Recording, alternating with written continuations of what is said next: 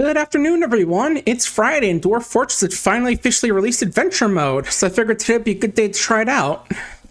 I did actually play this a while ago on with Adventure Mode, but that stream kind of fell apart because of some connection issues. But yeah, since it's officially releasing now in oh wait, that's Dwarf Fortress 51.02, I figured it'd be a good, cool time to check it out.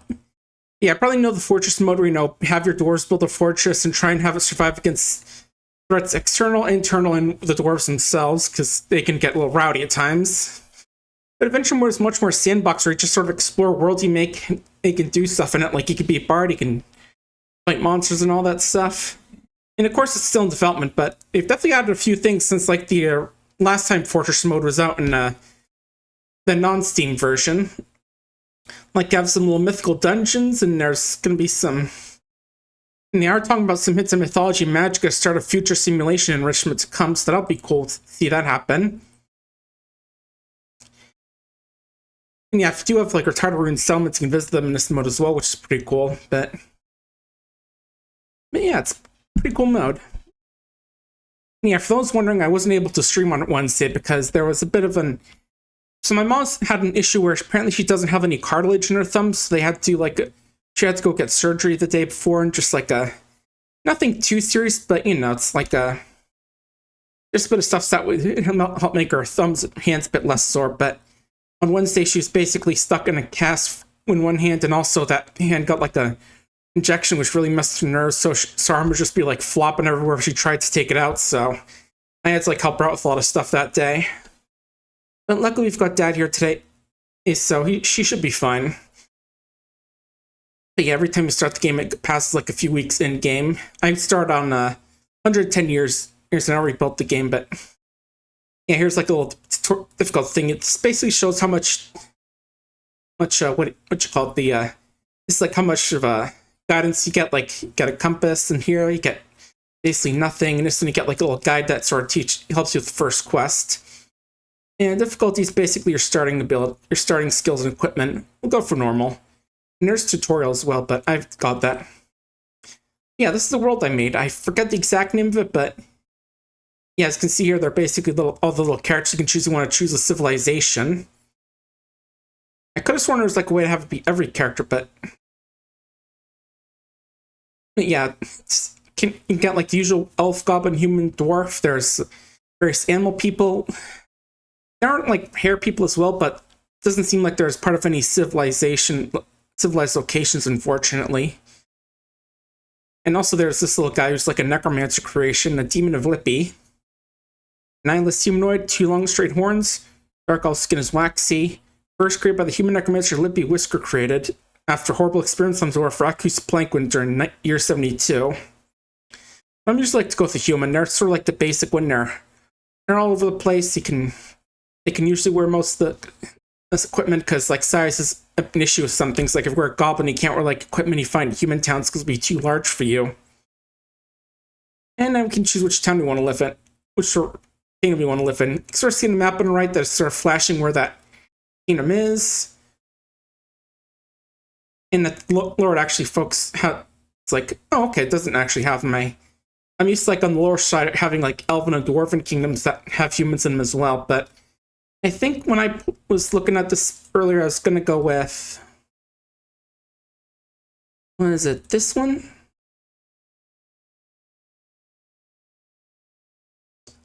No, I think it was...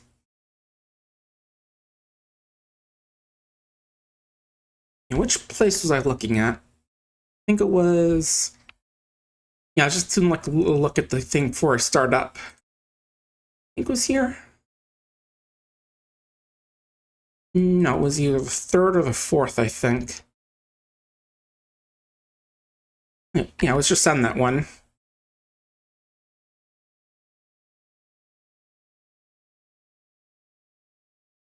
Okay, I think it was this place.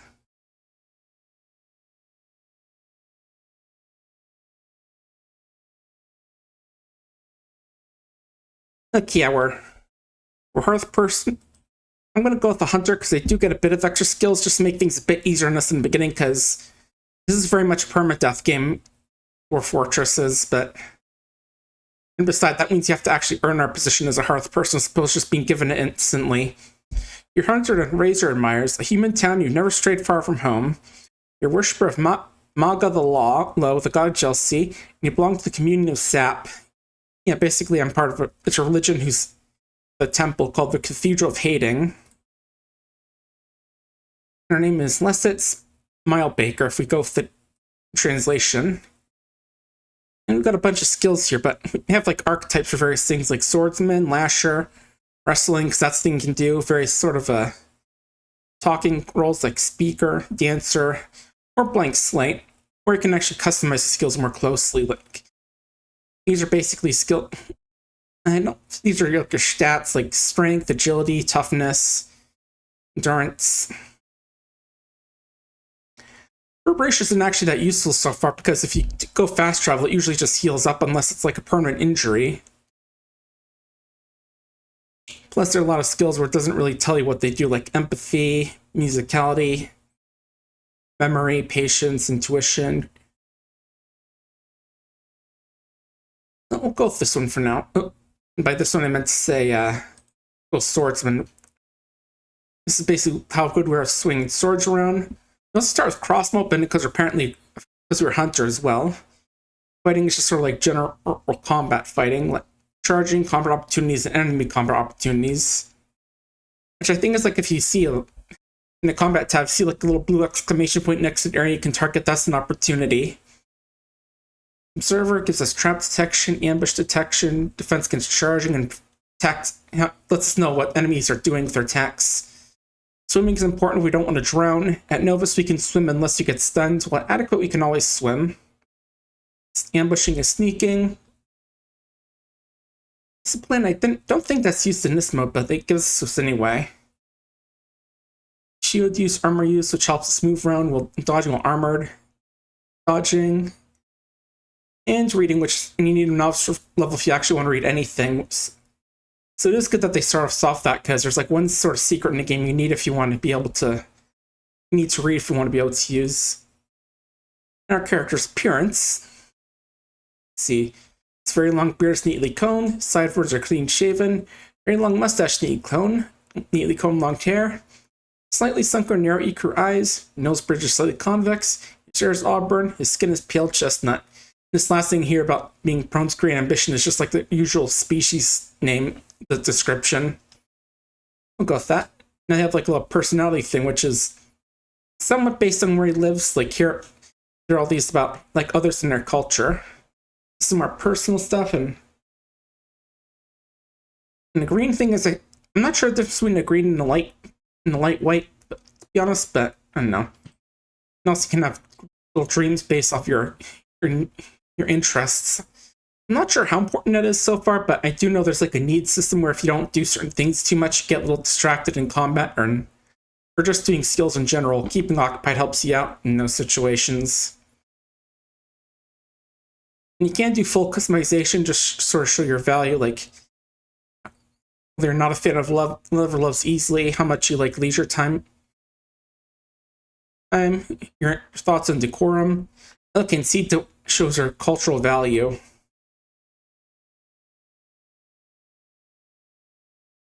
Yeah, if you really want to do customization, you can do it here.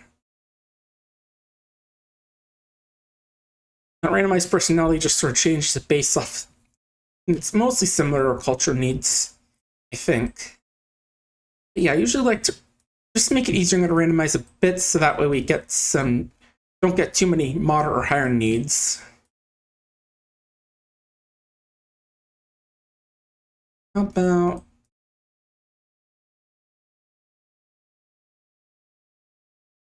and yeah, some of these needs actually can't be really filled just yet, like be with family, be with friends, make romance. Those aren't in the game yet, sadly. But, this one seems fine. Yeah, it doesn't like romance, thinks question knowledge, delusional fantasy, doesn't care about friendship. And actually, let's go a bit more.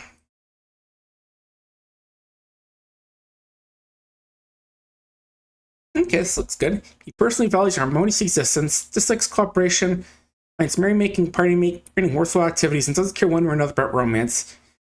and his dream is making a great discovery, which I don't think he can do really, but yeah, it's all mostly descriptive stuff, although it does have some minor effects, like especially in Dwarf Fortress mode with your various dwarves, but I get to use our points to buy items for our character. We've already gotten some items based off his background, I think, but we still have 160 points, so let's get him a bit better gear. How about we'll go with an iron shield. Material quality is very important for like weapons and armor, because obviously like an iron sword's gonna hit better than a copper one, and a copper breastplate will probably get damaged if we stab through it with an iron sword. A bronze mail shirt. And how about for headgear we go with copper helm. And some copper low boots as well. High boots, right. Is that everything? We'll grab a bit more food as well. Some prepared sperm whale intestines. Yeah, I get some very random food items sometimes. Yeah, I can get like pets and stuff, but I never really do that much. You can even make like new allies if you want, but I'm good. I usually like to play solo, but here we are. You finally got your equipment together, such as it is. Now it's time for action adventure. In rush of excitement, you've forgotten where you were going to go. And here we are. Okay, looks like we're not actually a pretty old place. Yeah, we do get a bit of tutorial text still, but I thought I'd fix that, but it still pops up. I do wish you could scroll this map, to be honest, but oh well. Hey, here's our guy. Standing in the little house here with some wood doors, a table, and a bunch of bags. You can see people just moving around talking in there. Let's grab some... Actually, I think we have enough food. In fact, we're actually a little encumbered right now because we're low, I think. Probably grab too much food, maybe, or just the armor's weighing us down. Anyway, let's go look around. Oh, you're in town? Few people here we don't know. Usually know everyone in the town. I don't know. You start with at least, but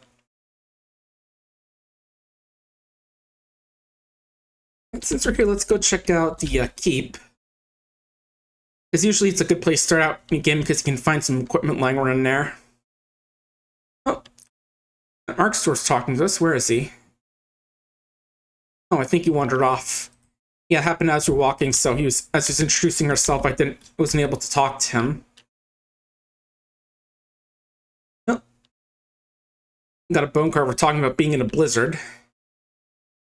Yeah, there's like a mood system for this game, for your characters and stuff. Like, it's not showing anything now because you're just started, but it does like show what he thinks about things that happen to him. Here's we got the Chief Cupbearer talking about skulking vermin. They have a camp called that somewhere in the jungles of rawness. I think that's a kobold camp, just judging by the name. It is terrifying. Alright, right off the bat, we've got some better boots here. Iron high boot, iron left gauntlet, and we'll grab some bolts, because what's funny is that you can actually throw these very well at things. We are very weighed down, but we're going to try and drop a bit of stuff in a second. Now, what's in this bag here? Alright, gauntlet. I'll grab a hood that I can wear along with my water skin. And this should have the last one I want. Ooh, nice and iron helm as well.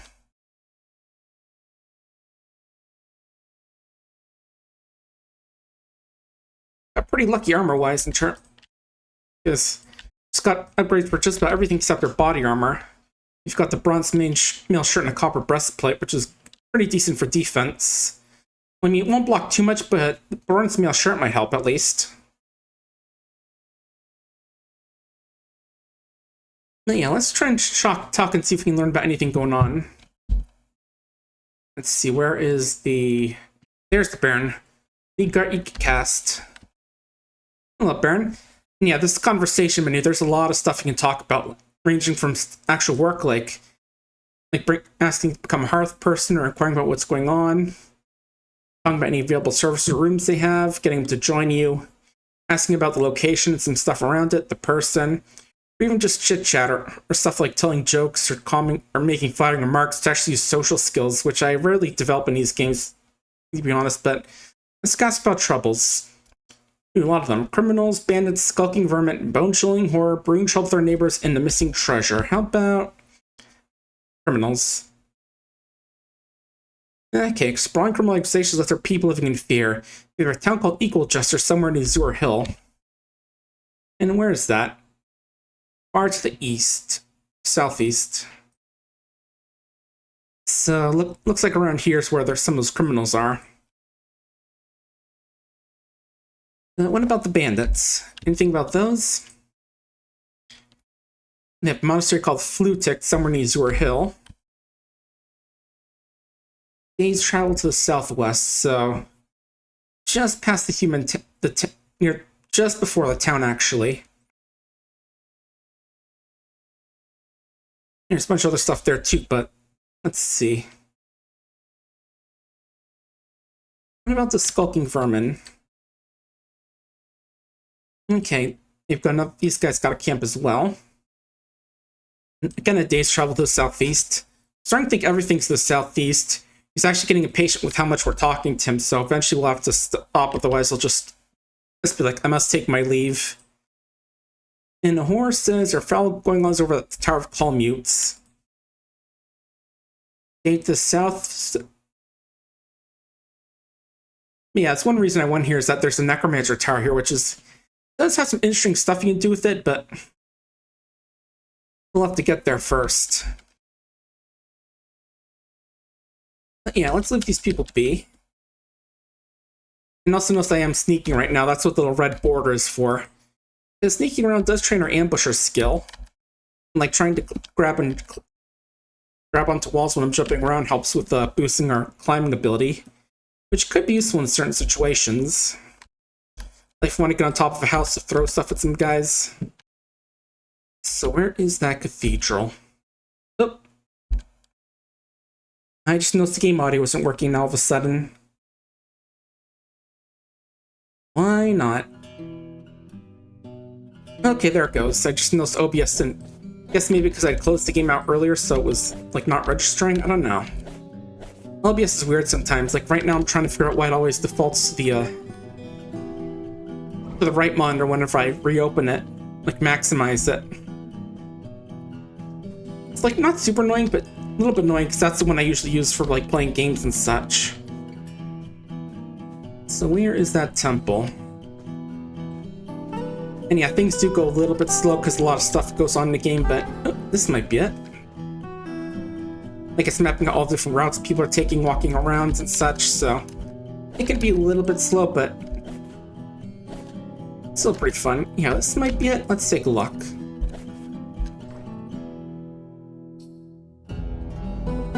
You're in.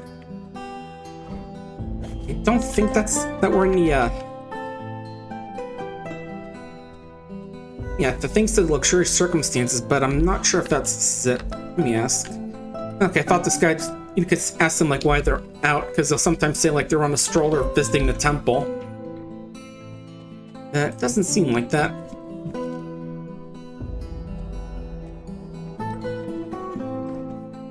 But yeah, Dwarf Fortress is always pretty fun to play.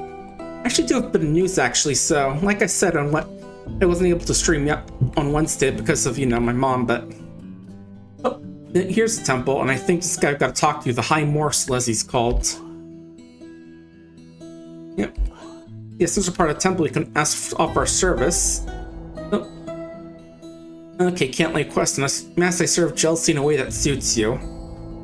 Because yeah, sometimes I'm used to these guys sort of telling me you have to go to a certain dungeon and grab an item from there, because dungeons are relatively new.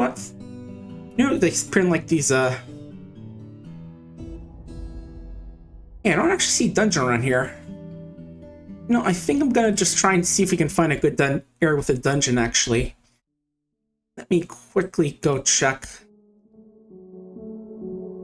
But yeah, so my job was just going Saturday, Sundays, moved to Sunday, Monday, so I'm not sure what I'm gonna do about streaming, what day to stream instead of Monday, but that does mean I'll be able to participate in the Archipelago games I've been doing. Which means this Saturday I'll be able to take part in one which will be tomorrow at 1 p.m. my time. Yeah, I'm probably going to be doing Let's Link to the Past, and I know at least one other person is going to be doing Earthbound, which is apparently in development, so that's pretty neat. Might do that myself one day, since that's a game I really loved growing up. A lot of us do, I'm sure. Just judging by all the, Earthbound-inspired RPGs out there. But yeah. You've also recently got episode 5 of the season 3 of Fox and Flora up. Only one more episode until the break, which is then gonna go until May, I think. And that episode's gonna be a big one. It's gonna be an hour long, in fact. And I definitely imagine like the big finale is also gonna be long as well. But yeah, it's just funny because I was hanging out on Fox's stream Wednesday. We were talking, I was just like talking about stuff and plans, and I think someone in the chat was joking about how Corkin has some real hear me out energy to him. And in fact, they even said he has some daddy energy to him, which is definitely something I don't have, which is definitely a funny thing to hear, but oh, he's not in there. I thought he was. Oh, I can just show the poster. But yeah, he's the one in the lower right with the eye scar and the weird eye in there. What do you guys think? Has he got daddy energy to you? I mean, he definitely does have a good voice, which I think is also done by Fox. But I don't know. I suppose I'd like my daddies to be less trying to dominate the world, by becoming a dictator, by becoming the rulers. So that way people will stop getting into fights and stuff, you know. Kind of evil through extensive order type. Right, let's look again. Yeah, I didn't realize there were no those dungeons around here. Just a bit of a shame because I did want to like show them off. Let's see, this area maybe, but what else we got here for towns?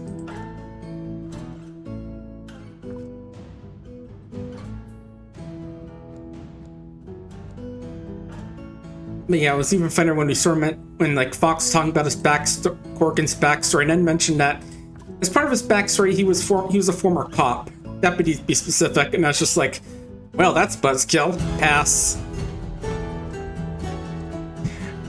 Yeah, I was imagining like someone doing a smasher pass of OCs, which is something I want to try and do at one point. It just is like maybe a little fun thing to do, just like smash fast people's furry OCs. Not like actual personas, but like the original characters. Just so the slight difference that way it's a little less awkward, because there's a big difference between saying, I want to smash this character that represents this real life person, and versus saying, I want to smash this furry character that this person made up. Alright, this was where I was, right? So let's keep looking. Okay, how about the Sunny Nation?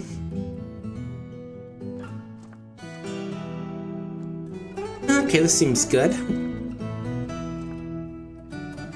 We'll try and breeze through the process this time.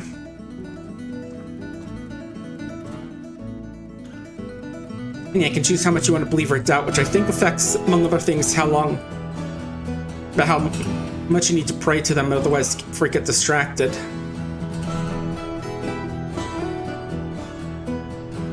Let's randomize appearance a bit. How about... That looks good.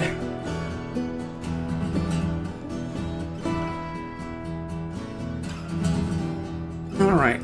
Again, we're just gonna speed through here again, because I thought I'd scout out that world more often, but I guess not.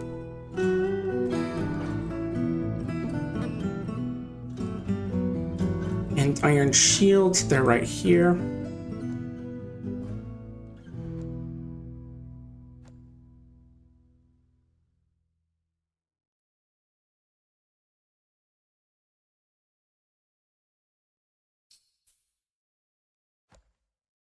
And copper boots, there we go. And a couple more livers just for the road. Alright, there we go. Ooh, this place is a mess. What have we got around here? Mittens, skirts, which anyone can wear, of course. This guy's talking to us, so let's go say hi. Yeah, we do keep getting those troll messages for some reason. You have dreams? Tell me a story. Oh, and the planter has become enraged for some reason. Not sure why that happens. That just happens sometimes, and sometimes actually get into fights with each other. Not like serious fights, but like punch-ups, although sometimes like a muscle gets torn and someone falls over for a bit. This is kind of something you can usually see if you like go to the marketplaces in the game. Alright, now let's do this again.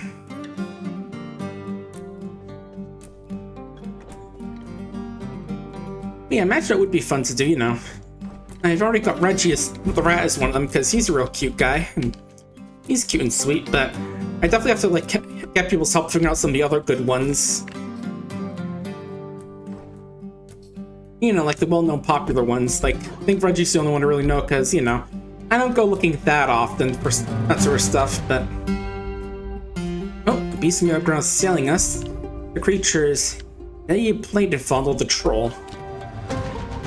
It looks like live in Worthy Cracked, which is far to the north. I'm actually looking at the journal. That will probably show it off a bit better. It's basically an encyclopedia of all the stuff going on in the world. Okay, it's right there where that skull is.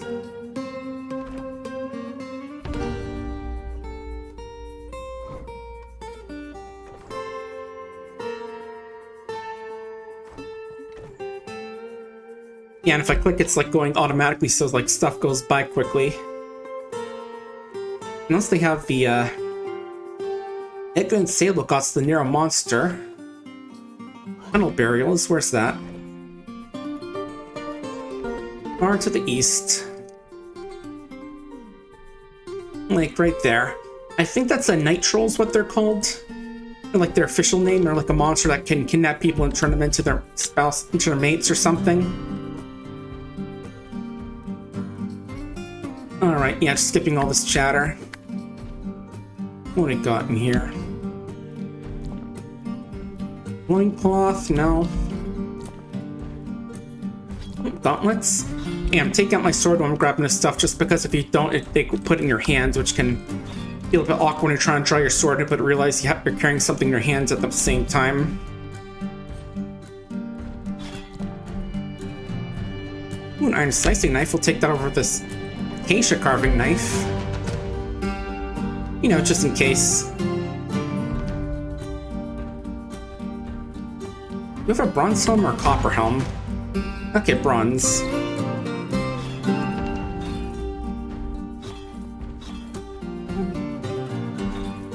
Oh, it's got 2 pairs of boots. Don't need all those.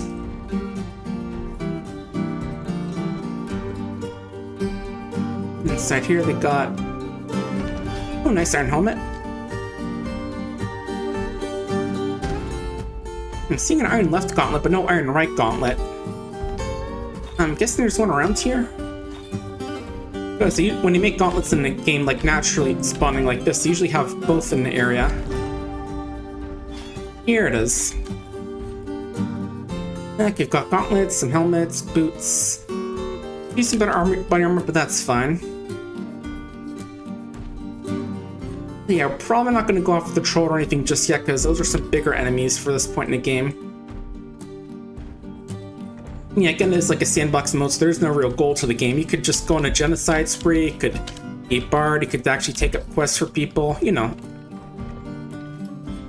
All sorts of stuff. Or like after playing it through Fortress mode, you can go visit your abandoned forts. So where's the temple? It doesn't show up on the map, but just looking like the upper right, which shows what shops around that like a 3x3 area.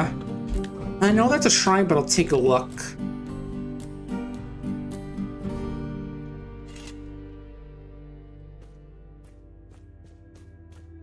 Yeah, don't worry if it is slow. That happens with this game because there's a lot of stuff going on. Oh, well, I was just poking around. Oh, another shrine. Let me take a look at this one.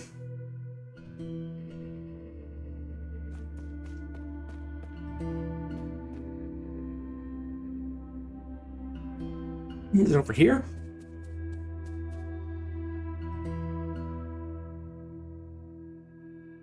Oh, oh no, that's the rooftop.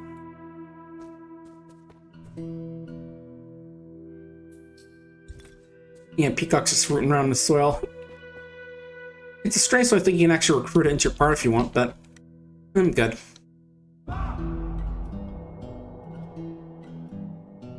Also, I noticed the town doesn't have a tavern. It's like one of the few buildings that can sometimes show up on a world map for towns.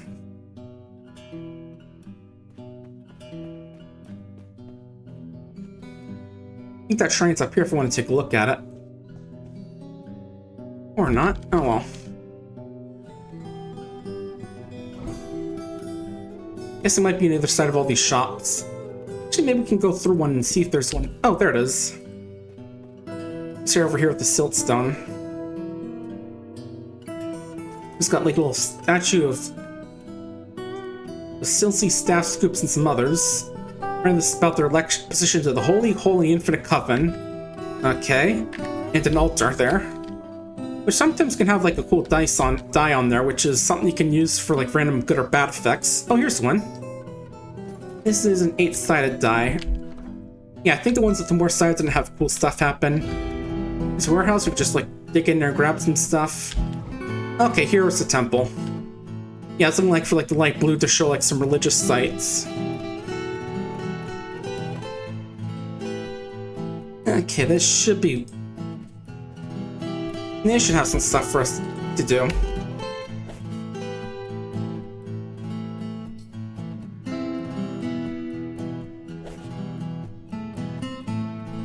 Just using that up and down to see if I can see them. They're probably in that little house there. Or not like a house, you know, it's like a little... that little structure there.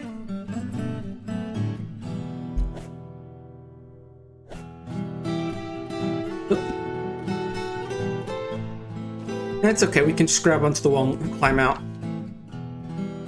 It's like a very small wall, so there's no real issue with grabbing onto it. And just climbing out. Oh. No, don't know why we're trying to swim here.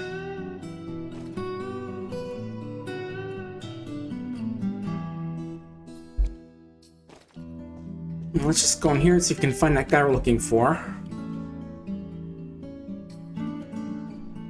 Let's see. Looking for the holy something. And yeah, sometimes you get pushed to the ground or have to crawl because there's just too much people in this single road.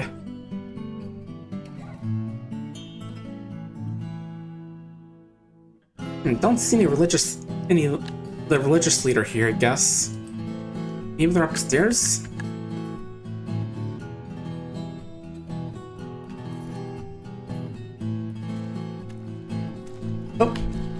Oh, that's cool.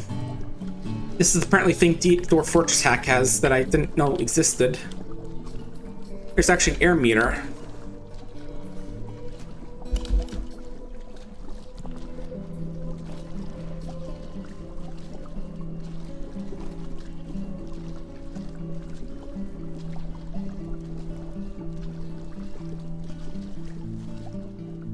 Because yeah, if you go swimming, there isn't like an air meter normally, so you could just randomly drown if you don't know what you're doing. That's a pretty cool little neat thing I didn't know was in the thing. Yeah, I usually have like Dwarf Fortress DF hack for adventure mode, and oh, there's fighting going on. I think, let's see. Yep, the jewelers just smacking. They're just smacking each other, getting some bruises in. Again, I never really know why that happens sometimes, but it just does. Well, yeah, I'll leave him to it. It's gonna be like a very minor brawl. Like at worst, you're probably gonna get, you know, a torn muscle, which will just like make him so you have to walk or crawl around or something for a bit. It's usually not, those fights usually aren't lethal, but sometimes bad stuff can happen if they're unlucky. Like maybe someone's strong enough they accidentally punch a guy so hard that one of their body parts collapses into gore. That can happen. Yeah, Dwarf Fortress combat is known for being pretty violent at times. Okay, let's see. Are they up here?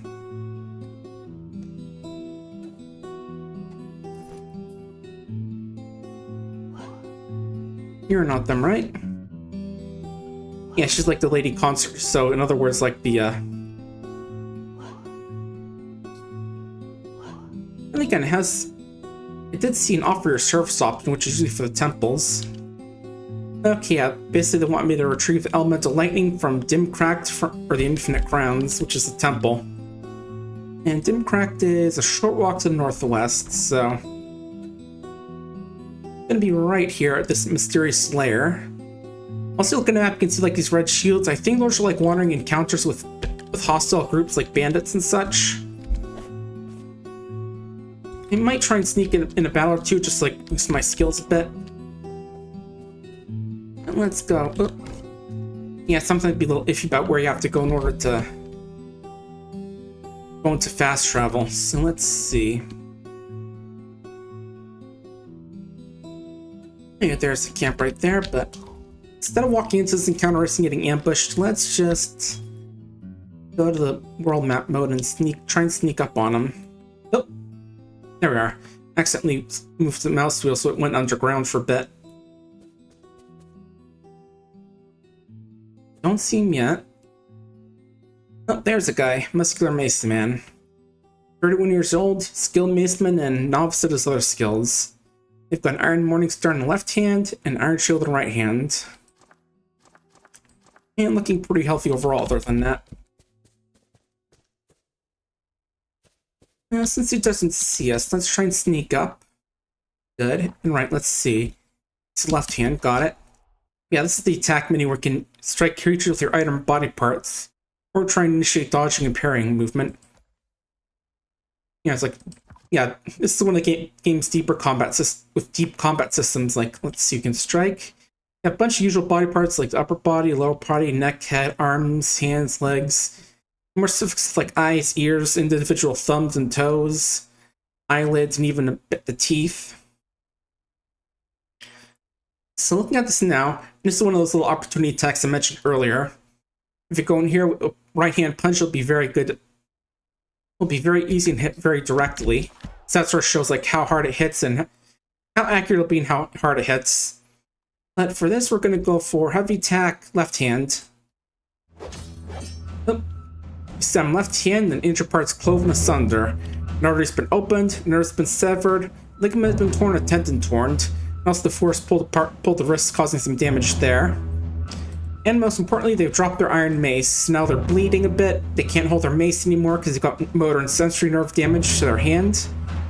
So that basically means since it's nerve damage, it's permanent. So if they do survive, they won't be able to use that hand ever again unless they get healed somehow through some special means.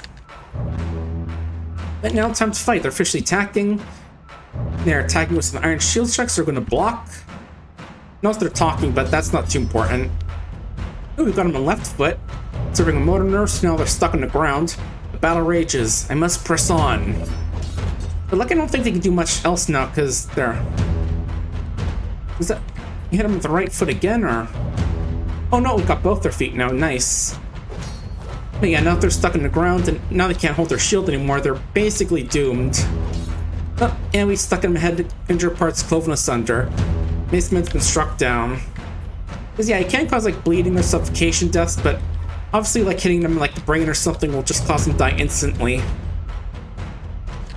Any others around here? That I'm seeing.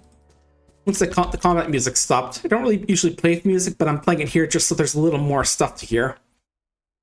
Okay, yeah, let's go a bit closer to the camp, see who's hanging out there. These camps usually just have like bandits in them, so you can usually just go fight them if you want to be a good guy. Yeah, let me get some water. I've been talking too much explaining Dwarf Fortress.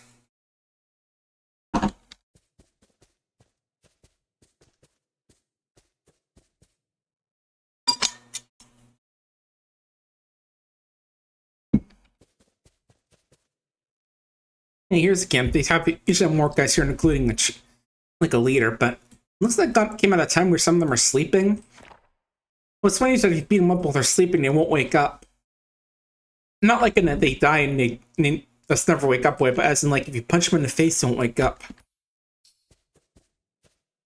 Okay, who else is here? I'm just seeing these two, although there's their loot pile over there, so that's probably where the others are, if there are any. Right hand. Ooh, nice. There goes the arm. Completely cut it off. That means they're going to bleed a lot, as well as, you know, obviously not being able to carry anything. Oh. Also, I should mention I'm moving kind of slowly because of my load. Yeah, unfortunately, you can't really carry full set of armor and weapons without getting a little bit slowed down. I also think your armor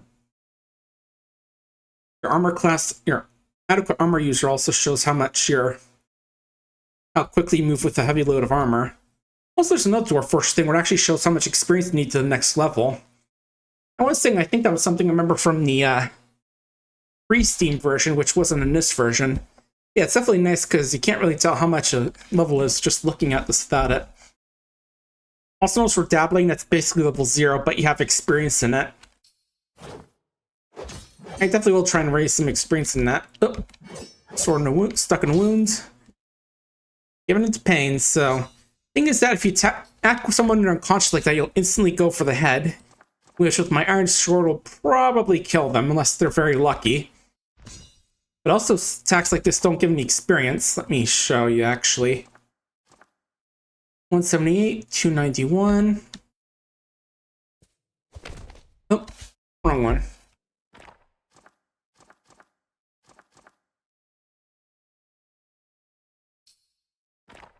Yeah, so it lets you set auto combat options like this have you attack, this have you charge, wrestling moves. This is based on your opponent. Dodge moving around or just don't move if dodging, even if it means getting hit. But yeah, obviously hitting them unconscious and they just get their head cut off. Yeah, but I didn't get any experience for that thing, so kind of a wasted moment there. Oh, this must be later there. Not super skilled compared to those other guys, just adequate in his skills, which is like level 2 compared to level 1.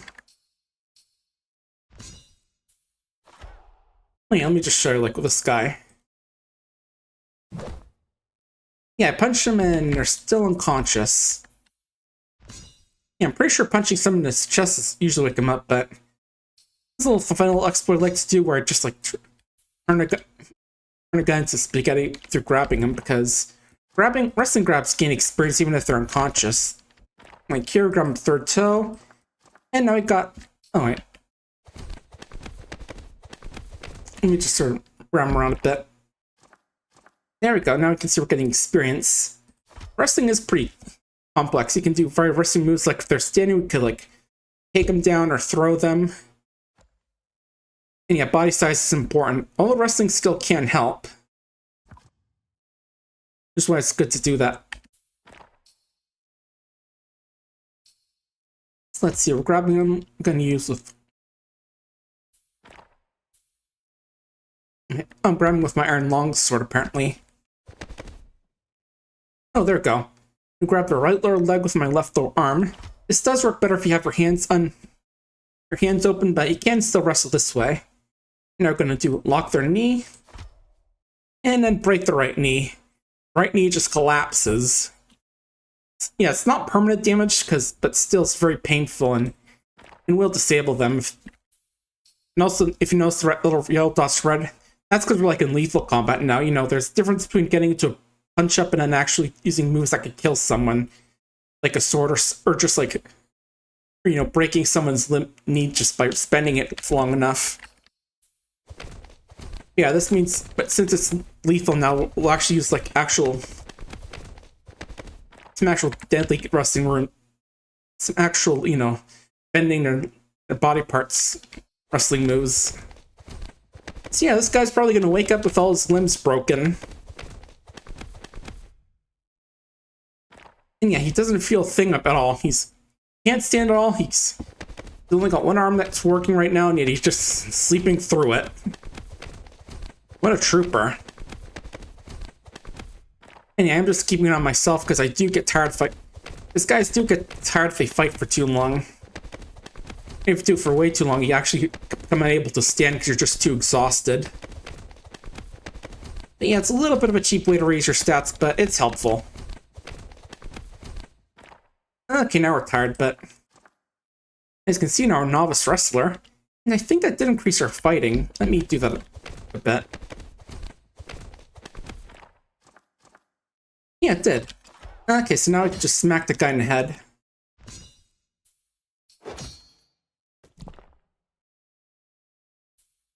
But yeah, we're going to leave this master here since he's going to be a bit tougher than his friends.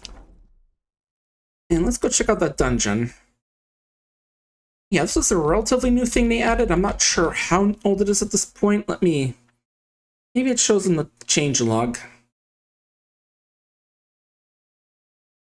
Yeah, it looks like the dungeons were added in November 27th, along with the dungeons.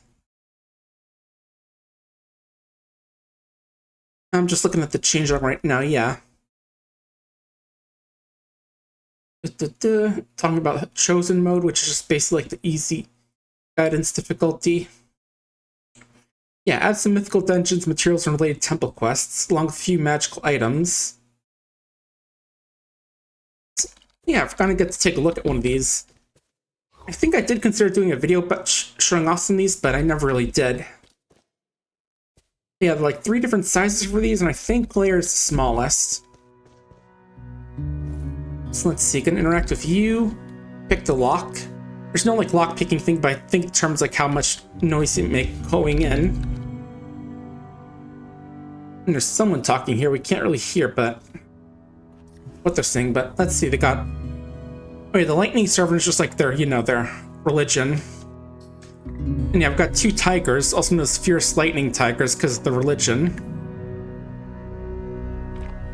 Yeah, this one's got a nice bismuth bronze scimitar, iron shields, a few iron bits of iron gear, steel mask, which is actually one of the better kinds of armor in the game, armor materials in the game, but not one you can easily get. And also strange pulp, which is a thing which is actually used as part of which is also one of the things adds this version. Well, not this version, I mean the dungeons version. So let's see if we can throw a bolt at the sky. They're immediately at no quarter, which means that if we surrender, they're not really going to accept it. Yeah, let's try and weaken him by throwing a couple bolts at him. And yes, this can actually work. Oh, not the iron slicing knife. But yeah, if you played Dwarf Fortress, you might know that throwing things at people can get surprisingly powerful. Oh, he's just blocking with the shield. Oh. And this time that was a dodge.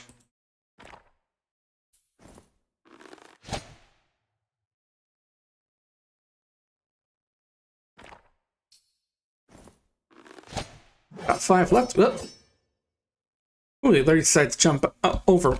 I see. Yeah, it makes sense rather than just like standing over an edge and hitting me from there. Oh, tiger's attacking as well now. Tigers are cool, but you know, not really as dangerous as like the actual guys with the swords in here. But yeah, I do want to see if I can just like soften them up a bit. You know, nothing serious, maybe a bruise or at most. Although, you know, I won't say no to it getting like lodged in his head. Then I guess that's not in the cards. Yeah, if it weren't for the fact I can't really grab him, I'd probably try and grab... Oh! Tiger's here. And that guy's just saying, sometimes I just don't like somebody. Yeah, I know, sometimes there's a guy on your roof throwing arrow bolts at you and you just get annoyed at it. Ooh, got a good shot to the head. Let's go for a scratch. Okay, yeah, not that bad. Just tears the fat, bruises the muscle, and does a bit of neck bending, which isn't much. So let's go for the paw. Let's try and punch it. Okay, that was a dodge, even though it was really good. And yeah, usually these ones down here aren't as worth it, but sometimes you get something good, like if you hit the finger, you can bend the arm enough that they lose hold of their weapon. Yeah, let's see if we can try and knock it down by hitting it in the legs. Oh, nice paw strike. That's the left rear paw. I'm gonna charge. Dodge northwest. Yeah, if we can get one more paw damage or leg, then we can have it fall to the ground, making it a little easier to hit. Go for the kick. Missed. Well, I did hit, but it bruised the fat, so nothing super amazing. Strike the neck. Just a bruise. There we go. We hit it in low nerve. It's fallen over, and it's giving it to pain, so let's try and get some... Oh, never mind. The guy's coming for us. So we'll just finish this off.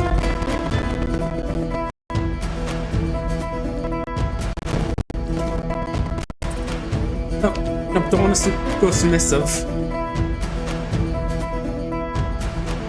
But yeah, throwing rocks can be surprisingly good at hitting people and damaging them if you're lucky. Okay, gonna have to fight this guy. And he's trying to tell a dwarf joke to the other tiger. And the dwarf saw the sun and is vomiting on the spot.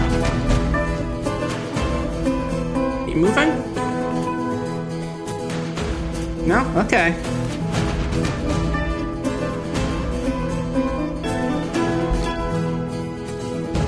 there they go. Here, they're coming. Alright, this still's got some armor, so we do have to take that into consideration. So if we... It's like we hit them in the foot, it's probably not going to hit us hard because it's going to be armored. Especially their face, so... Got their hands and their feet. Like hands, lower arm, and their feet. So let's go for an arm slap. Nope, this is a block, so let's dodge.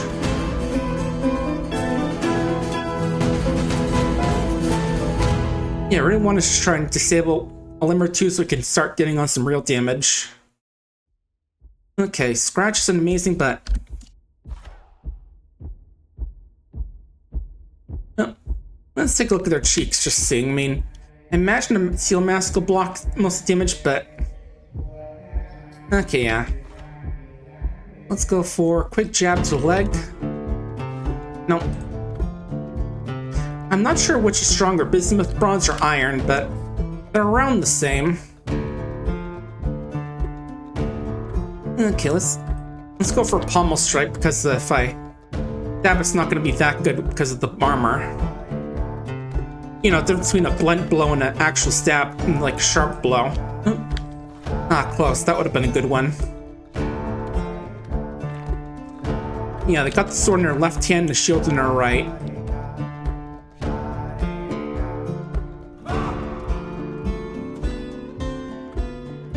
Yeah, I'm just going for like quick jabs and not like anything super intense, but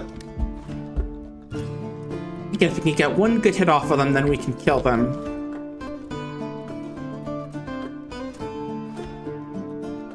Oh, right hand. Ah, parried.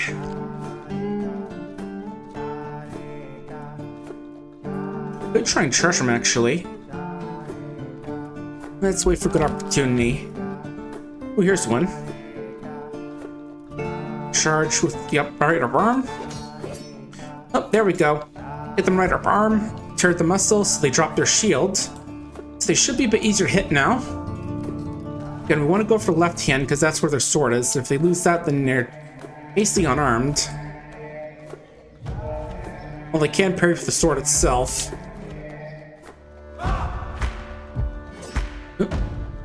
Another parry. Yeah, the muscle strike does hurt, but it's not a permanent one. Ooh, nice hit in the chest. Toward a muscle in the right lung.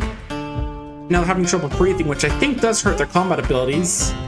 Well, they did eat some strange pulp, which I should mention it does have like a regeneration effect. There's like a thing in the game for syndromes, which is basically like diseases and such, and this is actually one of the few beneficial ones, which actually heals after a bit of time. So, oh, there we go, giving it to pain. Here we go. Got him. See, I can't wear the steel mask, unfortunately. I'm not sure if it has better coverage or worse coverage than my iron helmet. I mean, there you can see it looks just like a little thing on my head, but I think there's more than that. So, right, who else is in here? Let me grab a couple rocks just in case I need to throw something. Oh yeah, there we go. There's the fierce, chubby lightning tiger.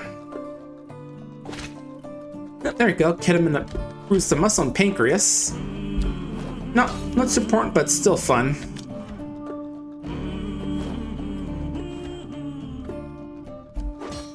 Ooh, nice stab. Right in the chest again.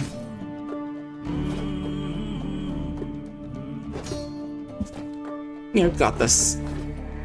Yeah, again, animals aren't nearly as dangerous as the people inside. I mean, sometimes get a bit more fantastical animals like the very poisonous helmet snake, but overall now they aren't too dangerous. Especially if you have armor on, like I do.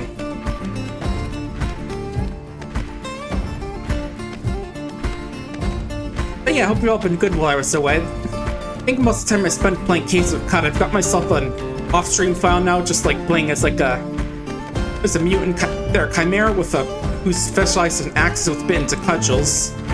In chimera means they can only get like the physical mutations like phasing, multiple arms, double muscled, and that sort of stuff, but the fun thing is that they can actually gain, he's awake, is that when they choose mutations, like one of the options gives them a new body art, which can be very fun. I mean, sure, there's the downside that new body parts do force them to average out the armor between all body parts, but you can stack body parts with things like heat resistance and stuff, and they'll go for each one. Okay, here's the guys here. 3 guys here: Axeman, Swordsman, Hammerman. And that's what we need to get, the element of lightning. Let's try and move a bit faster here. We're going to set our gait to jog, which basically, that's how fast we're moving. This shows us how stealthy we are right now. Not very. Yep, one of them hears us. Yeah, running for a long time can tire you out, so we're just gonna... Oh, there's Jaguar. Okay, there we go. We should be good now.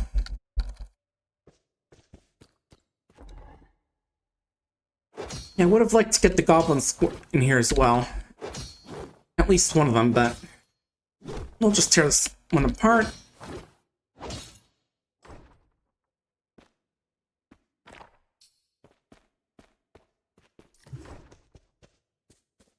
I think we leave the site and go back by his fast travel. The monsters will, the goblins will still be there. I know there's like some different things involving fast travel sometimes, but I think we should be set.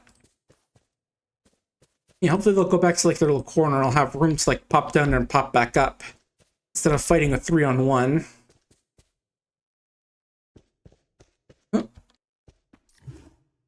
There are 2. Those might be the ones last time, but let's... what do you guys got? Ooh, shield, steel shield we can actually wear. And yeah, I can see right here the issue with being a goblin versus being a human. See, they have all the small armor that I won't be able to equip because it's too tiny for me. But I can use their shield, which is nice if I kill him. Sees me.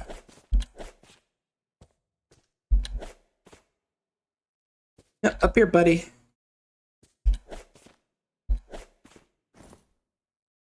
And let's try throwing some rocks at you. See if we can get a bit of bruising off.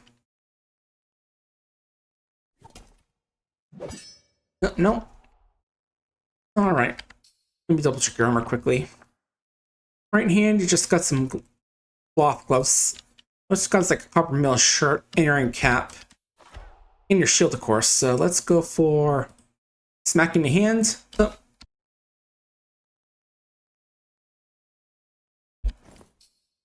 Okay, get close, and what do you got here?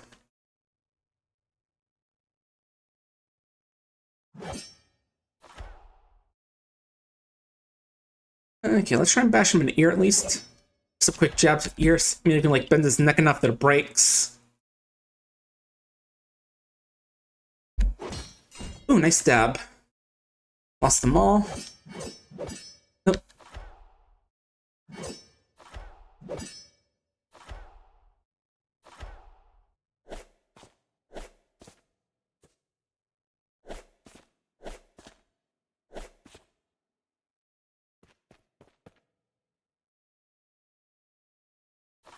Okay, I guess you can just climb up here right away, not have to do anything. Ooh, nice neck punch. Bruised the muscle. Nothing bad, but still fun.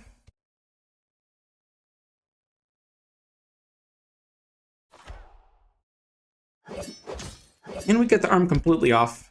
Nope, we're damaging the copper mill he's wearing. Which is nice. If it takes enough damage to just fall apart. Ooh, nice leg shot. Oh, he's pissed off now, but I think he's gonna have trouble getting through me with that damaged leg. Wait. Okay, yeah, he did get enraged. I'm just not seeing like the angry face pop up. Ooh, there goes teeth. And now time to mangle him.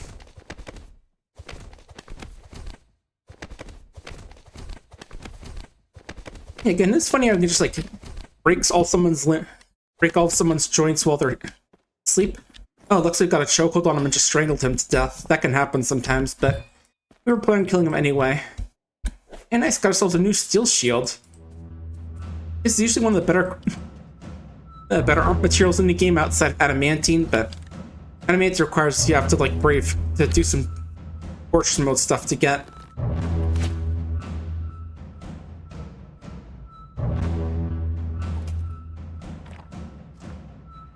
And right, you don't got anything too amazing. Silver's apparently is a pretty weak material in terms of bladed weapons, because it doesn't keep a good edge. So this guy shouldn't be too dangerous.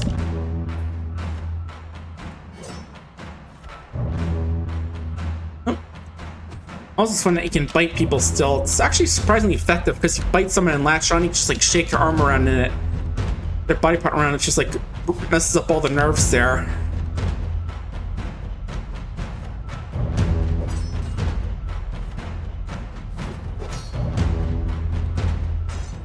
Which basically means it's a very good way to,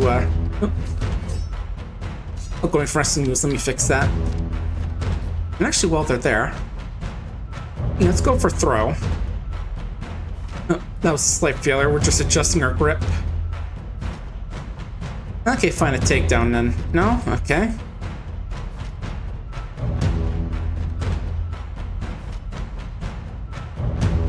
There we go, throw him by the head with our lower left arm. Okay, that wasn't much. Just slam into obstacle and stand up. Oh, they're stunned. Okay, that's good.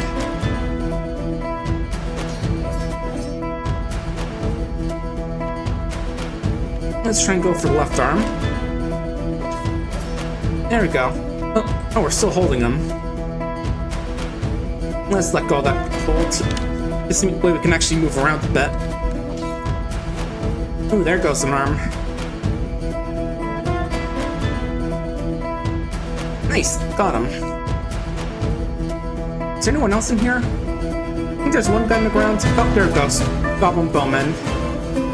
Iron both business bronze arrows, so let's get close to him. And scratch him in the head. Okay. There we go. And since he's pretty much hosed, let's just him in the hands. There we go. Lost hold of spell, so now we can get some just basic punching and kicking experience in.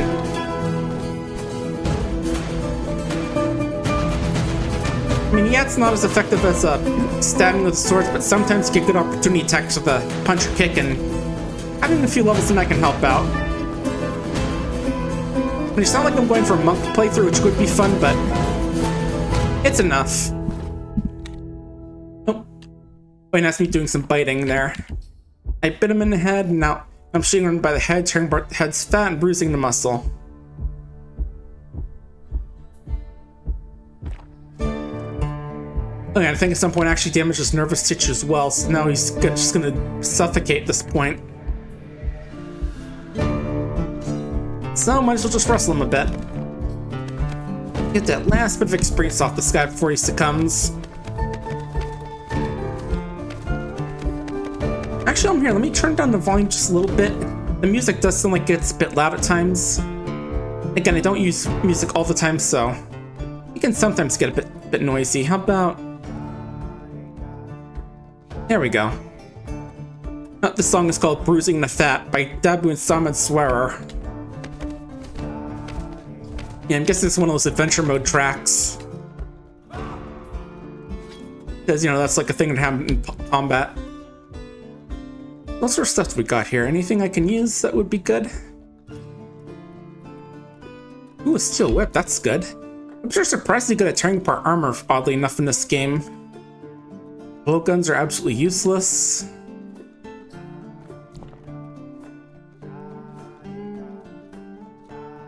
Ooh, steel bolts will take those. Small steel greaves. Can't wear those, sadly. Small iron breastplate. Small steel mail.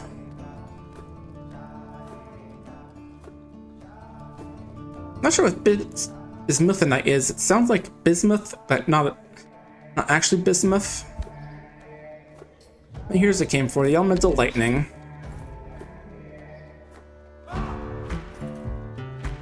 Yeah, it's not too much information about it. I'm honestly not sure what it does and this would do in specific, but this is what we need for that job. Also, there's a bit of crafting in the game right now. Nothing too amazing, but just a bit of it. Like we can butcher these jaguars, just like get meat off them if we want. And you can butcher the goblins if you want, but There's no real penalty to eating human meat or anything, to my knowledge, but it is a little weird.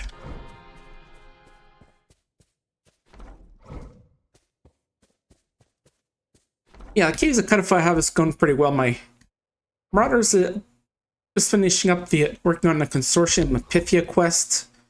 Oh, what was that up there? I don't see it anymore. Oh well. Although he is more like level 30 in terms of all the side stuff he's been doing, because if you're playing off screen, it turns you can dig around with a lot more side content even. I think yesterday I even got the achievement for hopping in a mech, which is something that usually shows up near the end of the game in the main storyline, if I remember correctly, but it's like some of the things that Putis Templar can go around in, but yeah, I just found a random one over in the Palladium Reef, which is kind of fun. Just a random group of Templars, and oh, these guys want to fight, it says. Or at least it's giving me the Astro Cease Hostilities thing. Yeah, I shouldn't know anyone peaceful. Alright. I think I remember a time when bowmen were super accurate and deadly, but it feels like they've gotten less good than they used to. But maybe they've just been unlucky. There we go. Oh, oh, cheetah. Yeah, sometimes you get ambushed by animals you don't see. You know, bandit groups, but a cheetah's not too bad. It's an obese cheetah, so again, not too terrifying. There we go, it's gone. Okay, on the way back, let's go check out that camp we were at. Just see if that guy's still there. I feel like at this point we could do something with them since we've got some decent gear on us.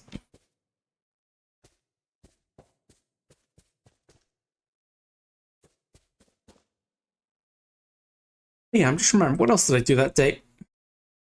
Well, I also got the achievement for doing the water ritual with Mammon, which requires just like befriend him and pour blood on him, and get eaten by Salt Kraken, which is, you know, one of the many cool weird deaths you can suffer in that game.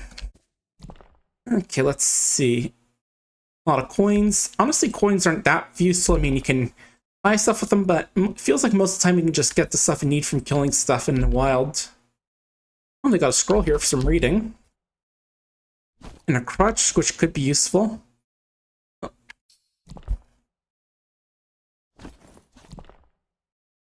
Oh, a bracelet, that's cute. Big cuff. You can have randomly generated books in the game, which your dwarves can also make. This is a guide about the Hamlet Lashnet. Meander someone that skips around a lot. Rose Sammersher at best. And also Willow R. Are there any music so we know that R one? Let's see.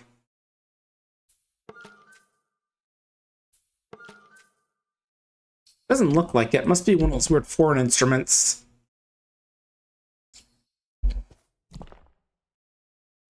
I'm sure I'll take a copper flask. It might be nice to have some drink and booze if we bring some on the road. Okay, looks like the leader left for a bit. That's fine. We were going to Tactic Flash, right? Yep, to give him the news about the thing we got, and also to task to become a hearth person, because you've done some good work with killing bandits and such. And let's go looking for that lady consort.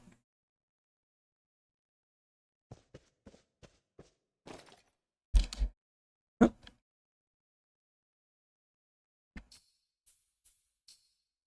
Yeah, I thought we could climb up there. Guess not.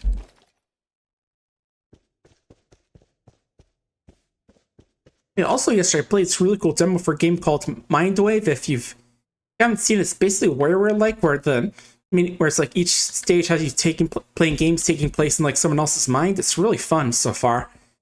The demo right now has the tutorial, the first stage, and the shuffle mode, which has those first two stages along with like a few extra games that don't fit with either of those.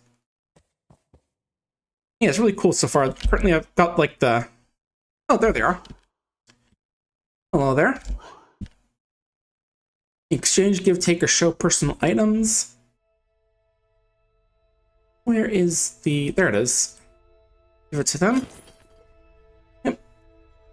And here's that Primordial Remnant. Anything else I'm going to do? Elemental Lightning Morningstar from Deepwig, the Infinite Coven, which is far to the west.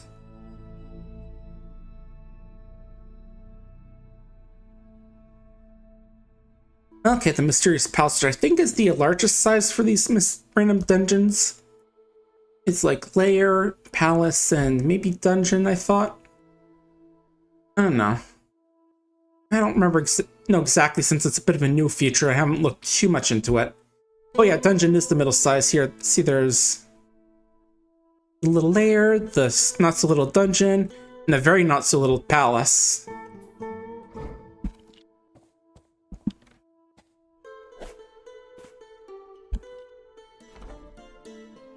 Yeah, let's quickly go see if we can talk to the Baron before they go to sleep. Because yeah, there's sleep cycles in this game for the NPCs and all that. And you too, because you can get tired, but... Where is that? Oh, right up here. Yeah, it feels like a lot of people like to wander into the keep lately. Probably some sort of thing they did with the coding or something. I don't know.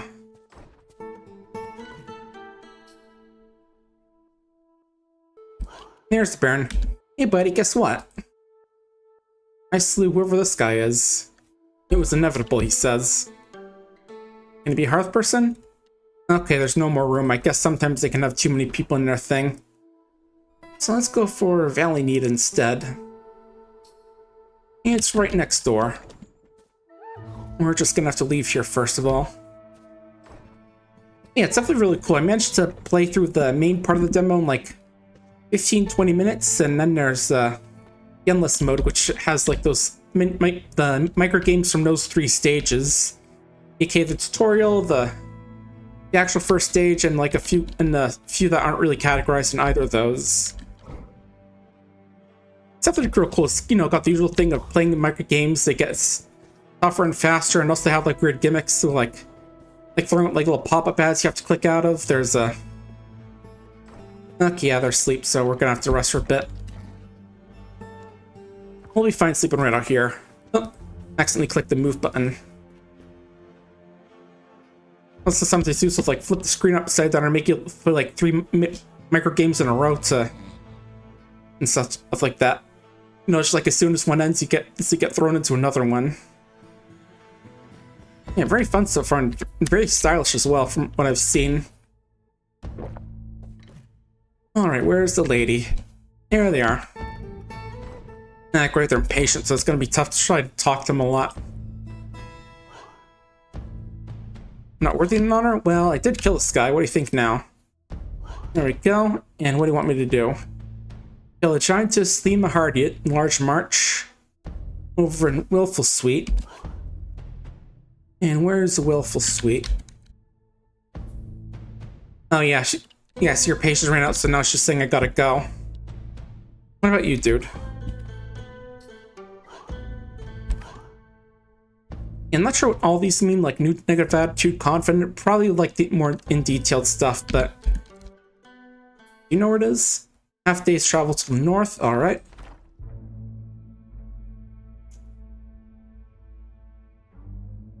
Where's that thing I was looking at? Okay, probably over there.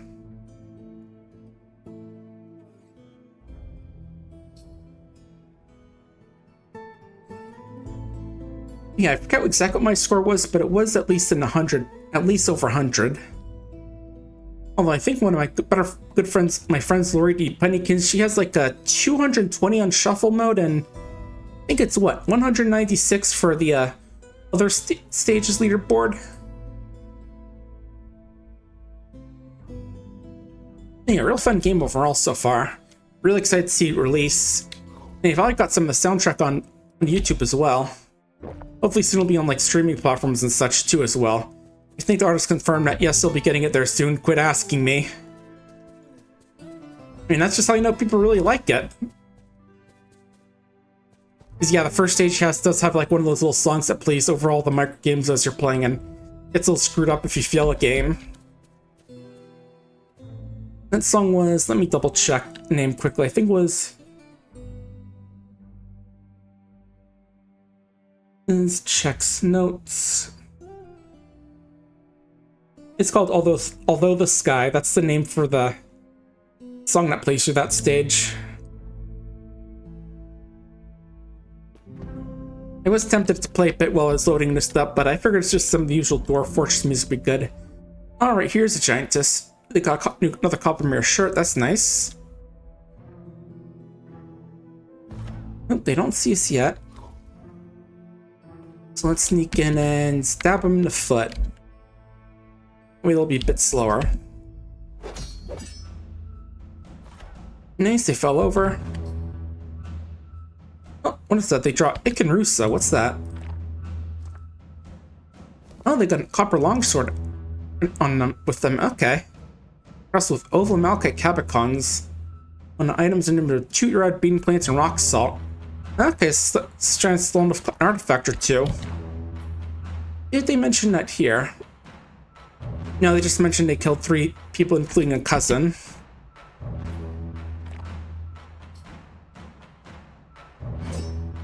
Oh. Okay, they're attacking with their right hand. Doesn't actually say that there's if you have skill at the sword fighting, so that, which is good news for us. Okay, nice fractured bone. And right, sword's in their right hand. Oh. There we go, they lose their sword. And now they should be actually pretty easy. Actually, for the, they're not like super dangerous fighters a lot of the time, and if you get a few good injuries on them, they can't really do much back. Oh. And now they're in pain, so let's go. Let's go we'll fold and spindle this giantess a bit. Yeah, it could normally affect the speed giantess needs. Trying to wrestle with them would be impossible, but since they're unconscious, I can just lock their limbs and bend them. Which I do just find kind of funny. Just imagine just like my guy repeatedly grabbing his giant over and over to get experience, and occasionally just like pulling or pushing their like arm a lot, and then just pushing hard enough that just something breaks inside there. Oh, and they suffocated. I do find it funny how they can sometimes like wake up and then immediately give into pain again. It's like, I'm awake. Oh god, the pain. Ugh. Anything else in here before I grab that cool artifact? It's not like super powerful. It's still copper sword, but I think it does a bit better. Artifact weapons do a bit better in combat compared to their usual material. And besides, someone might want it, so I'll grab it for myself.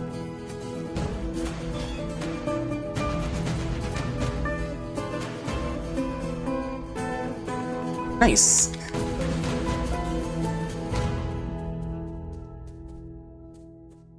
And yeah, there definitely are like a few secrets that usually pop up in this mode, like especially with, like the Goblin Forts. You can find some like a demon or something in there if you're lucky. Doesn't look like they're any nearby though, just judging by this map. The most I see is a bunch of Dwarven hillocks over here and some mountain halls, but that's nothing too dangerous.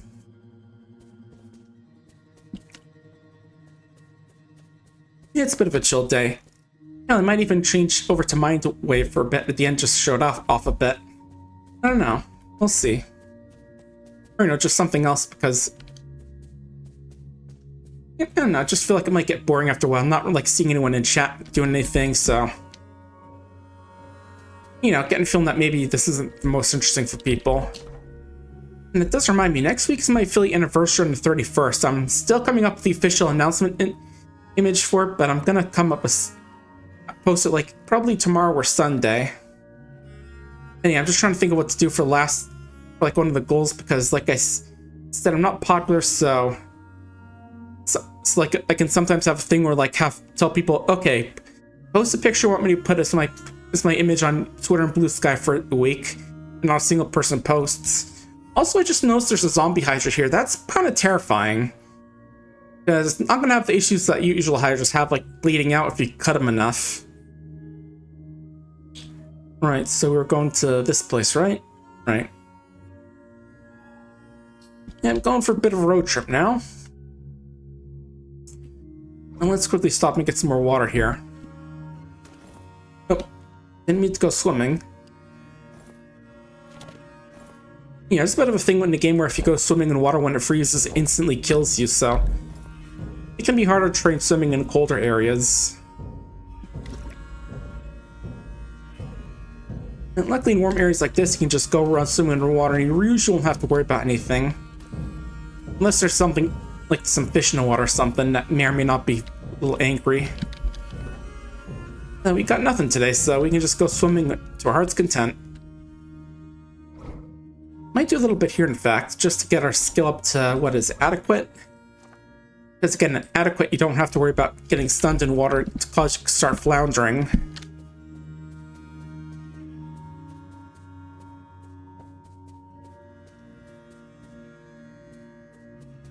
Yeah, next week I definitely see us doing more Caves of Cud as we work on, like, I think it's like the second or third to the last of the main quests, where we have to build that golem.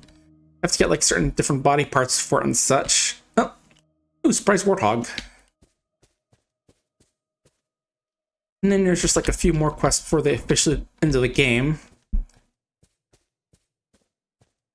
At least not counting the other enemy we could have gotten last time, where we just instead just decided to cross into the afterlife in our little Sultan tomb. So where's this river? Up here? There it is.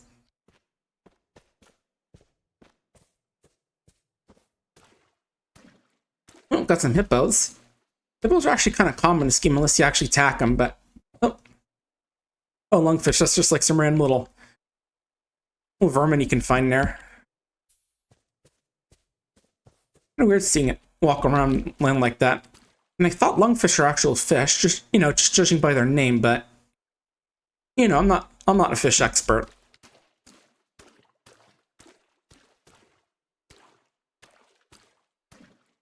It's also nice about doing skills that does improve your stats, so like fishing, for example, will help make you move a bit faster. Ooh, what happened here? Just a bunch of dead fish here, weird. Does that have to do with the warthogs, maybe? And if you look battered up.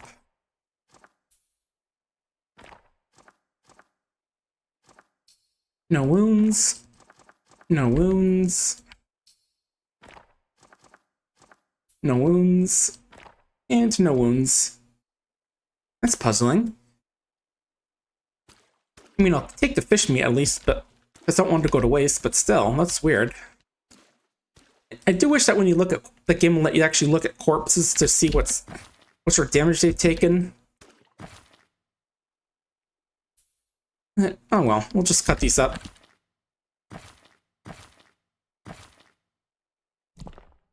And grab some tigerfish meat.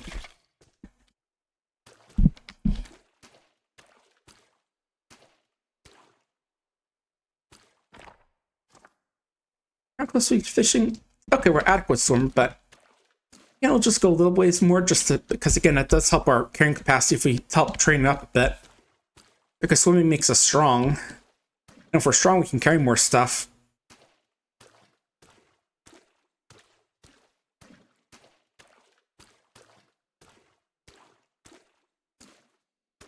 Sun is setting to the west. You can see up there on the little menu up there, it shows like the winds, the sun's position, and how hot it is.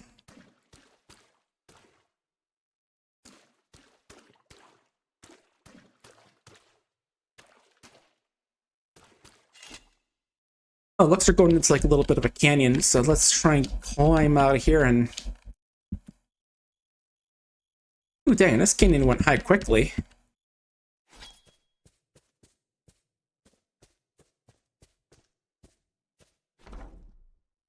Here we go. Ooh, there's a shrine here I want to check out. Shrines are kind of interesting. I think this has a hill titan, it said. They're kind of procedurally generated creatures, so, this could be easy or it could be nightmarish to kill. But I want to take a peek anyway.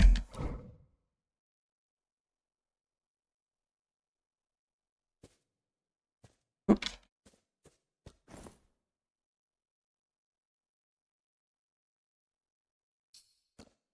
Trying to drink the water here. Oh, there it is. Also, it says we can drink our own tears if we want. Not sure why we're crying.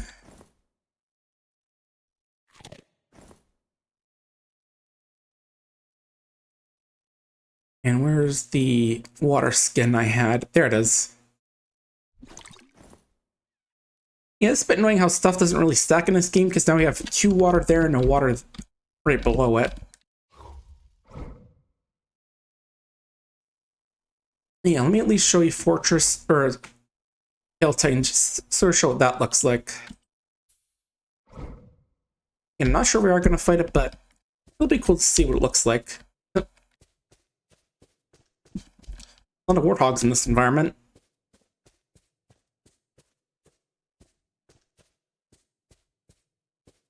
Should be right down this hill. Oh. There it is. You can always see some of the stuff it has down there. Is that point floating in? Oh no, that's the ground there. There it is.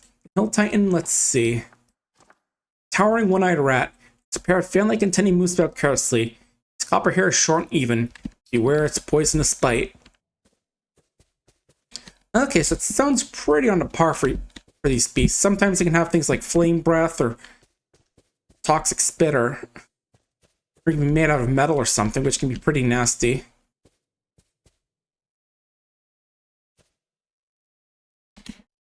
Okay, let's try a bit of sniper fun.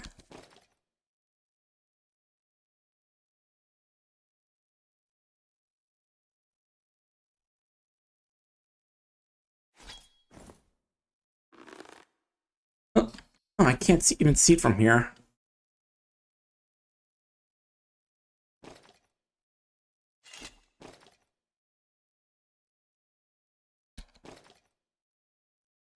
Okay, there it goes. Should be able to throw a bolt at it or 2 from here.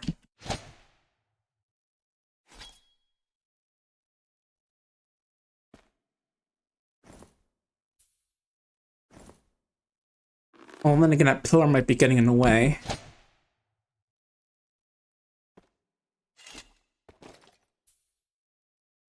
Oh, there we go. We can throw from here now. A little bit far, but I think we can hit it now. Let's try again. Actually, let's try a rocket too. Yeah, I do technically see like a straight line between the 2 of us, so we should be able to... Oh! Not close.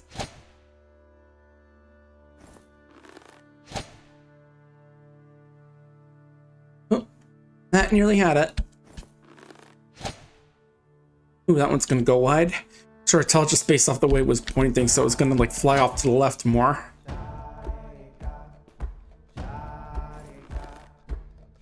Alright, let's try here. Here's the maximum range on how far you can throw based on like how strong you are, I think. Like, I know one time I played like a 0 to hero character where I just start out really crappy with like no skills and all my stats as low as they can go. Oh, nice, got a muscle hit. Not the best thing could have hit, but still, got a hit. And I couldn't even throw rocks more than 1 tile when I started out. That's how weak I was.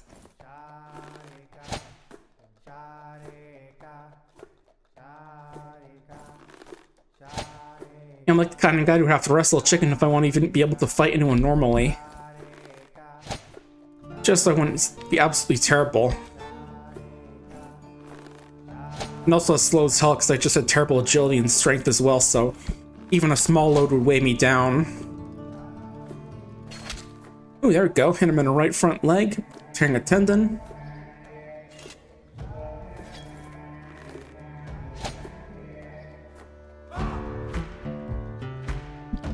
And I'm not sure if I really need to do this for this guy, but getting a few easy shots in is good. Ooh, there we go. We got his another leg, so now he's fallen over. Oh, he's moving. Not very fast though, because of the legs, but yeah, you can still see like he has little underground arrows there.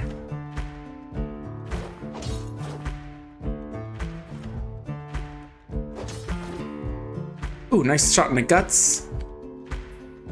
Doesn't seem to be able to become nauseous though from gut injuries though.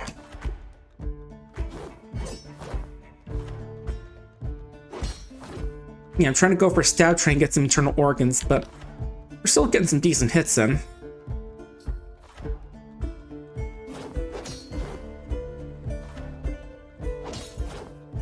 Ooh, there we go. Hit him in the upper body, tearing the heart. A major artery's been opened, so now he's just gonna bleed all over the place until he dies.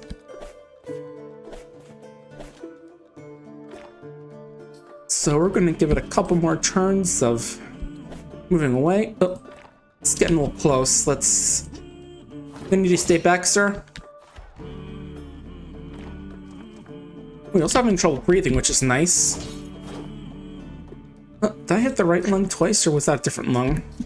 Yeah, I think it was. Oh, it's enraged, so again, I'm gonna step away a bit. Even though I really don't think it's gonna live. There it goes, it's bled to death. And I'll grab a bit of hill tech meat just for like a trophy. You know, fine dining. So what a loot that leave here. Sadly, this stuff always usually tends to be like small items, unfortunately.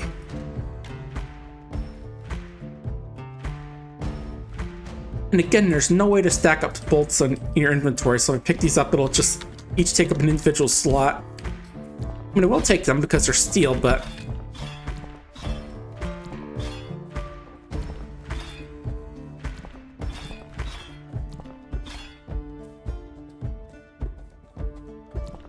Oh, picked up one of the rocks as well, that's fine.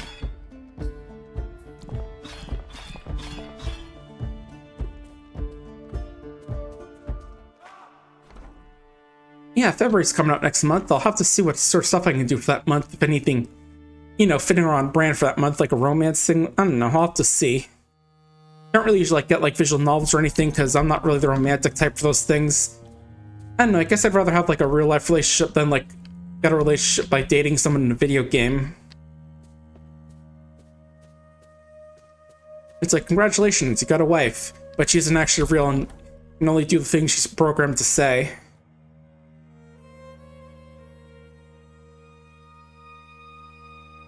Alright, let's stop here quickly just to get some more water and such. Are we looking good on water actually? Oh yeah, we are. Oh, got some giant gazelle. They aren't just actual gazelle, but actually giant gazelle. I think that's because it's like a high savagery area. It sort of like determines how like wild the area is. Oh, speaking of savagery, we've got lion men.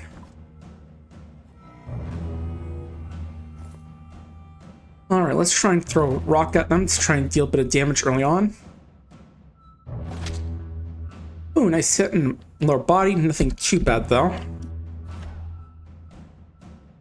Yeah, again, these would be fun to play if they're like more crafting options, so you can actually make armor instead of having to scavenge for it and trying to find the one that actually fits your character. So I know like for the Hairman, he's a small guy, so like all the human gear can't fit him.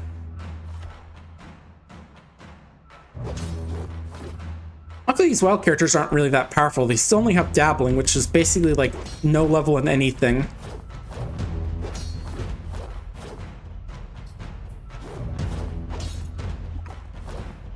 It's lucky we can just sort of just walk into them and cut them up.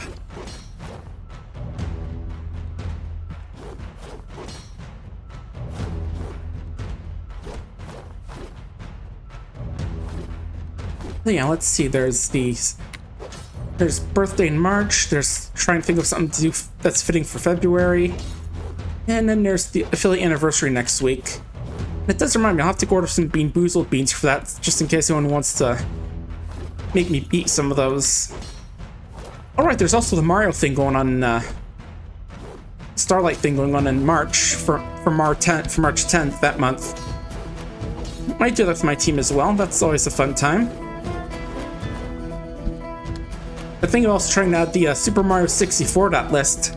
Maybe that hard mode gore mod that's been running around. You know, like the kind where you can shoot Mario into a wall and he just explodes into blood and all that. Where almost everything's a one-hit kill. That sort of mod. It'd be a fun little challenge. Not going to go for like getting every star, which is apparently possible, but it could still be fun to raise money for the kids, you know, a bit of rage gaming. A little bit of rage gaming never hurt anyone, especially if you do it to get money for the kids.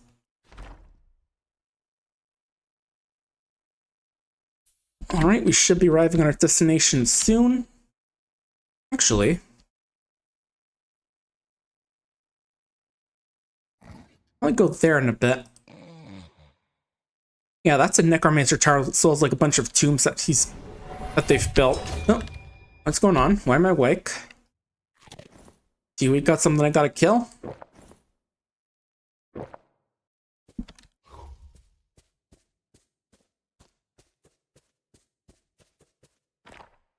Oh yeah, it just says you feel uneasy, which is supposed to mean like you've been ambushed, but you can't see the monster right away. I'm not seeing it all. Well, I guess we can keep moving if that's the case. Yeah, a lot of these tombs can contain like loot or some stuff that the necromancers collected, but as well as the tower itself where the necromancer hides.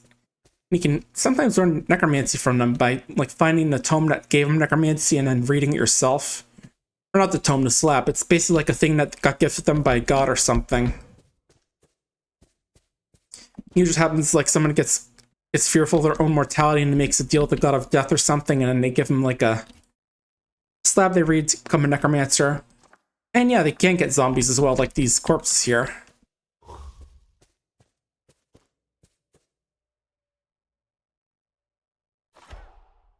Alright, usually I'd like to go for the head or neck with these guys. Because the thing about zombies is that the necromancers can raise about just about any part with a grasping bag to be able to come back to life. So if I cut off an arm, they can revive that. And they can also do it with the head as well, but... And the thing is that with these guys like go for the body, they usually won't notice it. They don't really function under the normal rules for health with the guys. And I am saving right here because there is a little thing with these things, with the graves, with the towers and tombs I had in the past where going into them causes the game to just close out. I'm not sure if they fixed that. I'm assuming they have for the stable release, but we'll give it a shot. Yeah, I'm just saving just in case, since, you know, sometimes stuff can happen.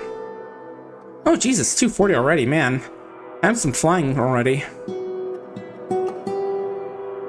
Yeah, as soon as it saves, we'll go give it another shot. Go check out the tombs.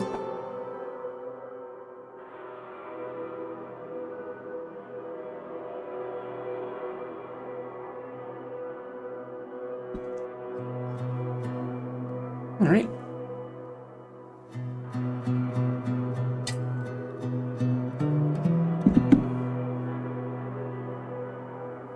Just getting some water while we're waiting.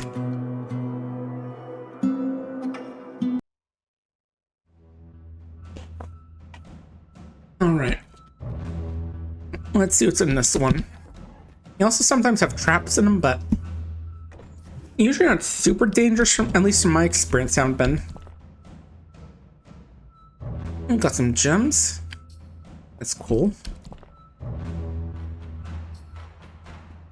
Ooh, golden ring, I'll take that, sure. That's a neat little thing to wear. Yeah, sometimes these places also have like those weird monsters, like... Oh, hello.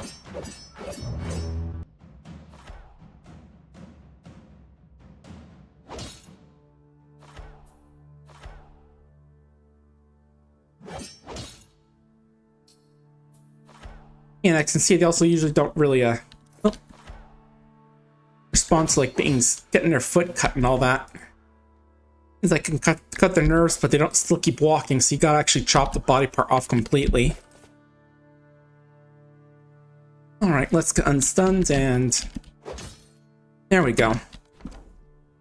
Yeah, I'll check out one more tomb, and then we can go for the main building. Because that's usually where the good stuff is. Oh.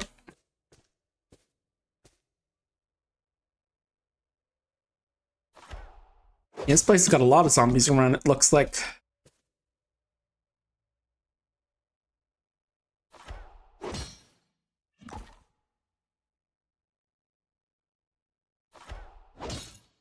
But yeah, I imagine I'll probably finish if I... The one thing I do know from Mario for the Starlight campaign is that, well, first off, I'm probably going to do a Mario randomizer run.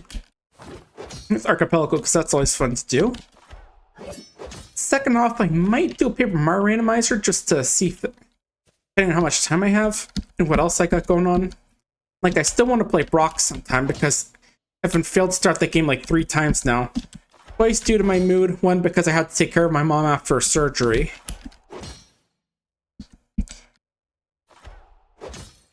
And what? Yeah, we'll see. It's like Mario RPG randomizer. There's going to be a Paper Mario potentially. The Mario 64 hard mode gore mod. Hope that hasn't gotten like too passé by the time I start playing it. And the last thing is that probably on when does that game come out? Let me quickly check my wish list. It's gonna auto walk while we're talking. Yeah, and the 31st is gonna be Psycho Patrol R, which is the next game being made by the Cruelty Squad folks. So yeah, that's gonna be very interesting to play. It might be a day 1 play because it releases on the 31st, which is the month. Oh, right. Yeah, that's gonna be an issue. I work Mondays now, shoot. Oh well, okay. I guess I can do it like an April Fool's sort of thing. Well, I guess the only fool thing about it is, you know, expecting high quality graphics that so good you can see every hair follicle on your character's face. Instead of get something out of Tom Clancy's NyQuil Fever Dreams. Okay, the tower should be right up on the left here.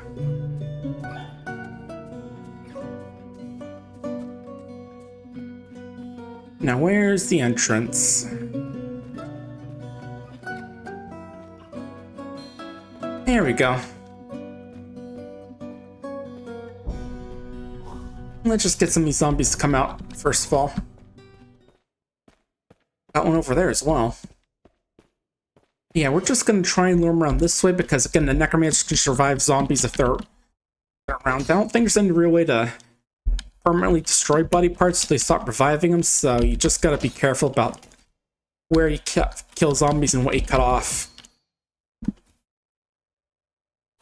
I mean, yeah, I know you can like do body part hits that like cause body parts to explode into gore or get cloven asunder, but that doesn't actually cause them to be like unusable from what I remember.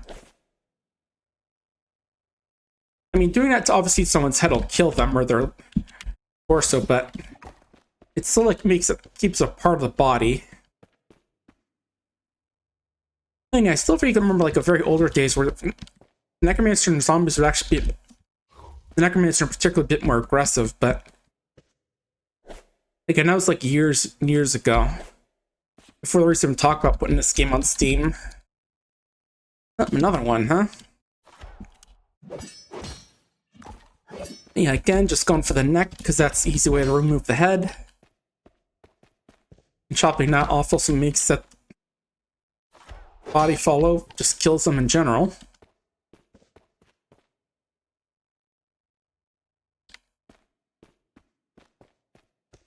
Yeah, mostly nowadays, necromancers just sort of wander around their towers and don't really pay much attention to you unless you attack them first. I mean, you know, I guess necromancers are a little bit crazy. They're just running around, not caring about the adventure, going around stabbing them until they actually want to get into a fight.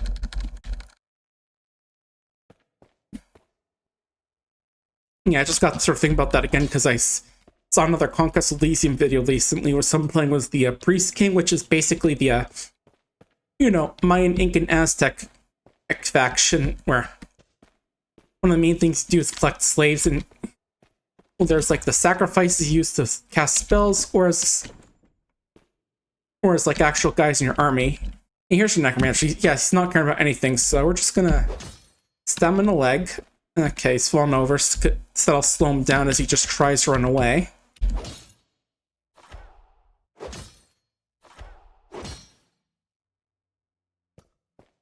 Oh, there he goes, bled to death, but oh.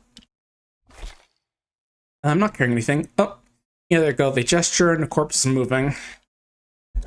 And now the body's trying to attack me, so let's just take it out here. Come on. There it goes. Yeah, that's why I like to go for the leg and then the torso, because if you cut off the leg, then it's not going to be something they can revive. But if like chop off a hand, that could come crawling after you.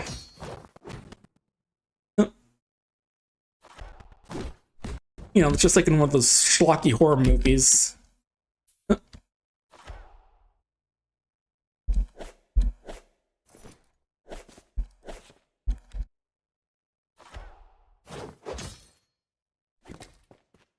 And again, it's tough to like chop off body parts sometimes, so again, imagine what how hard that zombie hydra is.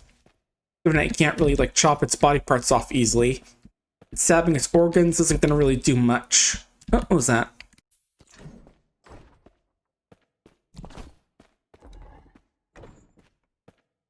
Not someone went here, but let's look at some of these books they have.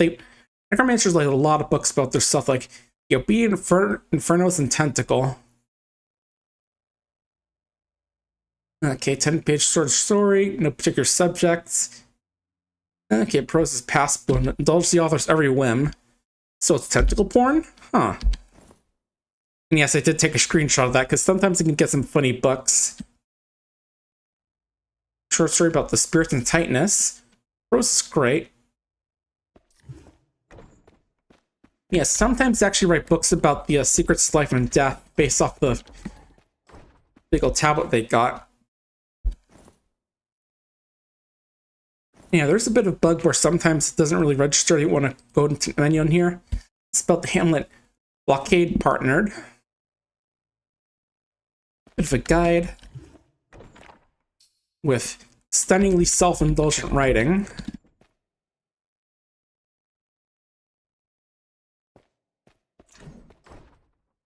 Yeah, I'm just looking like see how far these stairs go. So I'm going to clear out from top to bottom so I can get rid of all the necromancers in here. They don't go reviving each other. Oh, here's one. Grail Leader Necromancer. Oh.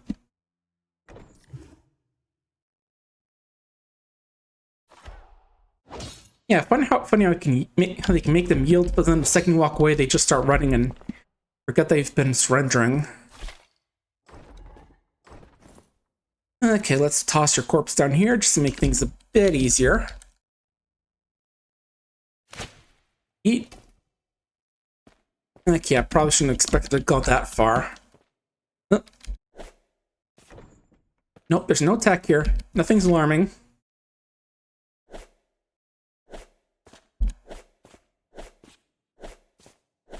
Yeah, it's like playing Hitman or something where you have to hide the bodies, but in this case, it's less so you get noticed and more so that way people don't revive your handiwork. I also noticed that there's no audio, or no music for a bit.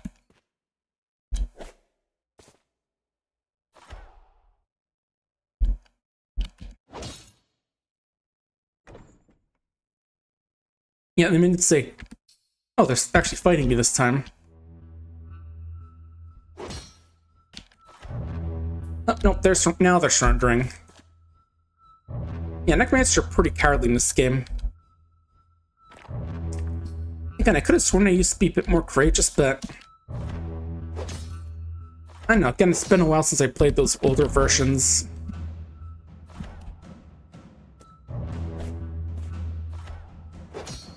Oh, there we go.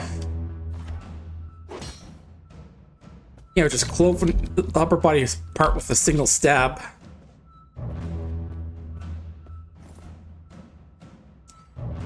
And they'll have your mangled, mutilated corpse here. And yeah, I suppose you could try and butcher them, but I think they can revive those body parts as well, like the hair and skin. Yeah, I think I remember Word of God saying that if you can like raise a hand to come back, then it makes just as much sense to raise like someone's hair or skin. Or something in that regard. Oh, nice, got their... Now they're crawling along the ground again.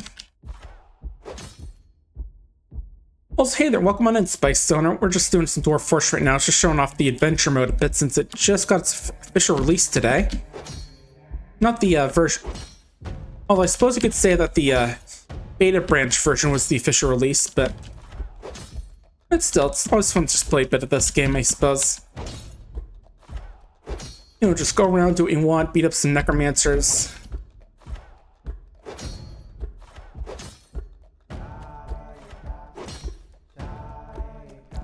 Nice. Move the body right here. Now it's reminding me of that little goofy little gif of like a little cat dressed up as a jester sort of moving its head around all silly, and it says, "The bodies will never be found." And we've gotten a good portion of them right now.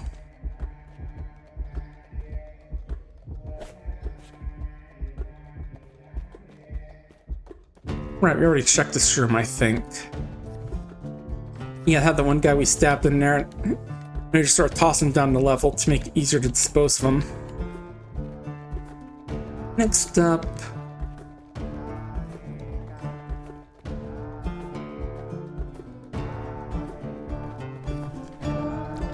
group in the holes. Storage for everyone.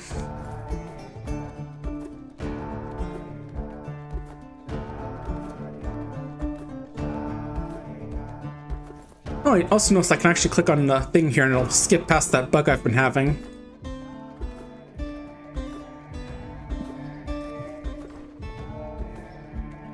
But yeah, speaking of short stories, I was going to try and work on a bit of writing myself for just some personal things, like fan art, maybe a couple short stories or something, but I got distracted by Caves of Cud, just playing that new character I made. Okay, this one's a bit of an essay about their Kaletheft's failed attempt to corrupt a human necromancer. You know, like some of that political intrigue stuff that can happen. I haven't gotten like too deep into it in my adventure mode games, but it's something I know that can happen in like Dwarf Fortress, where like someone can like try and corrupt you, one of your folks, to help them get an artifact you've made or have in your fortress.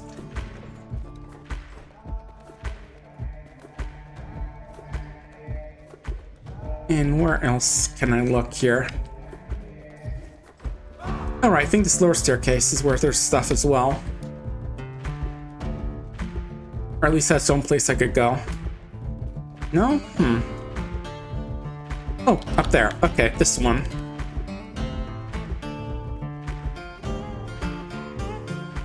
So we got here nothing, and...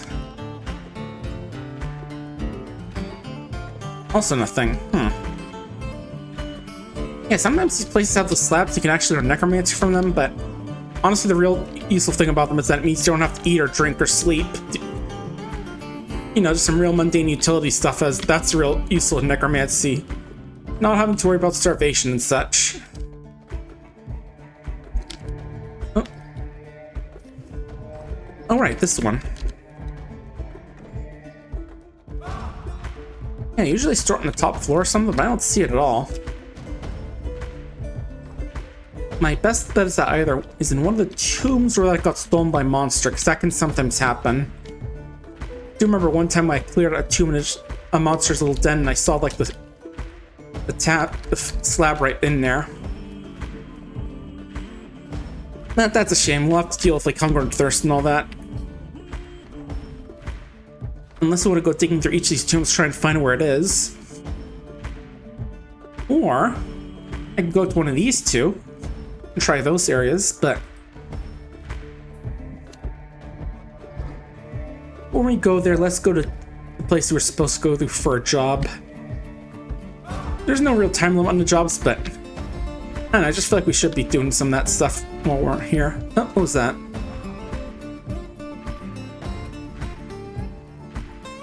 It's like a bird or something? I don't... It's like a little yellow thing there, now it's gone.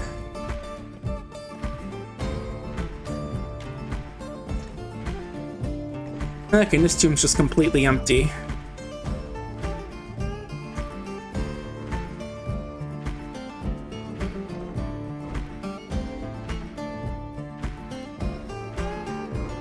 But yeah, I might spend the last hour just trying, I don't know, mind wave or something again. I don't know, I had fun with it the first time when I played yesterday, and you know, I just feel like this might be getting a bit boring for people, just, you know, not seeing much talking or anything in chat or just like interactions going on, so I might just try something a bit different, trying to see if that drums up some attention.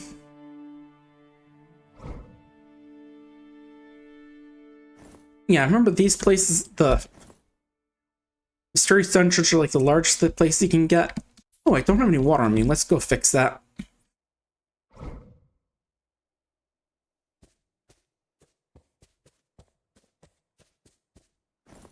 But yeah, like I was saying, that kind of lack of interaction I see is kind of why I'm struggling to come up with some good incentives for if we get enough subs for the affiliate anniversary.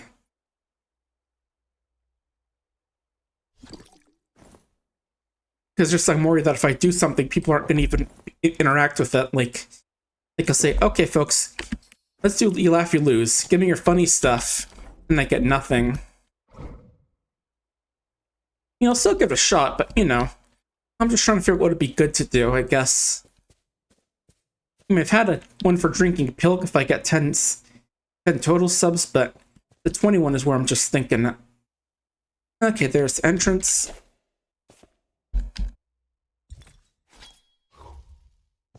But I'll try to think of something.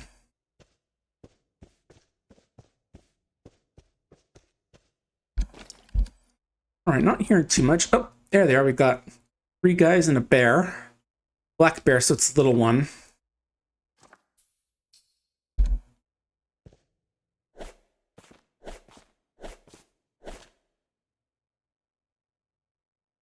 Yeah, I was just trying to see like how tall this was. I want to see if I could like climb up and throw stuff down at them.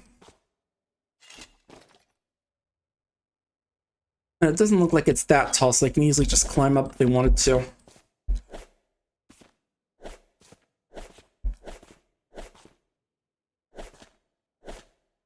I mean, still throw stuff at them. That's always fun. Oh. Yep, missed. Or blocked. What can we hit? Okay, let's stab in the body. No.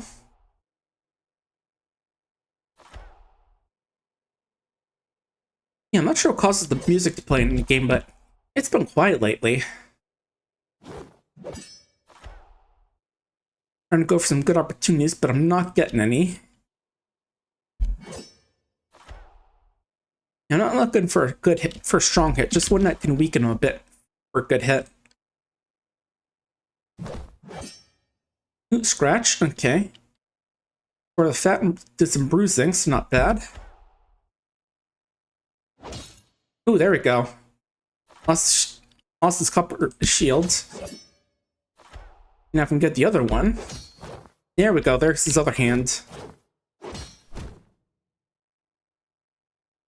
Ooh, kicked me in the right foot, but the attack's deflected by my gauntlet. Yeah, I've definitely had a few situations where like I got someone's arms knocked off, they kicked me in the head and that break, like tears the nervous tissue and I just suffocate because of that. Yeah, those lucky hits are real Dwarf Fortress energy. Losing is fun, as they say.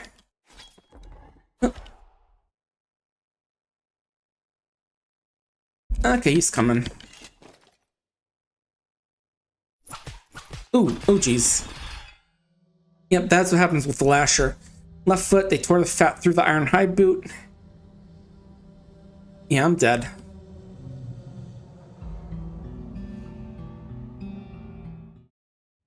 Yeah, whenever you die like this, you have to like start a new character, unless you just save scum, which I could do, but I'm not really in the mood. And I thought more people would be watching the game since, it's the big adventure mode release, but I don't know, yeah, I think I will just switch on over to Mind Wave right now.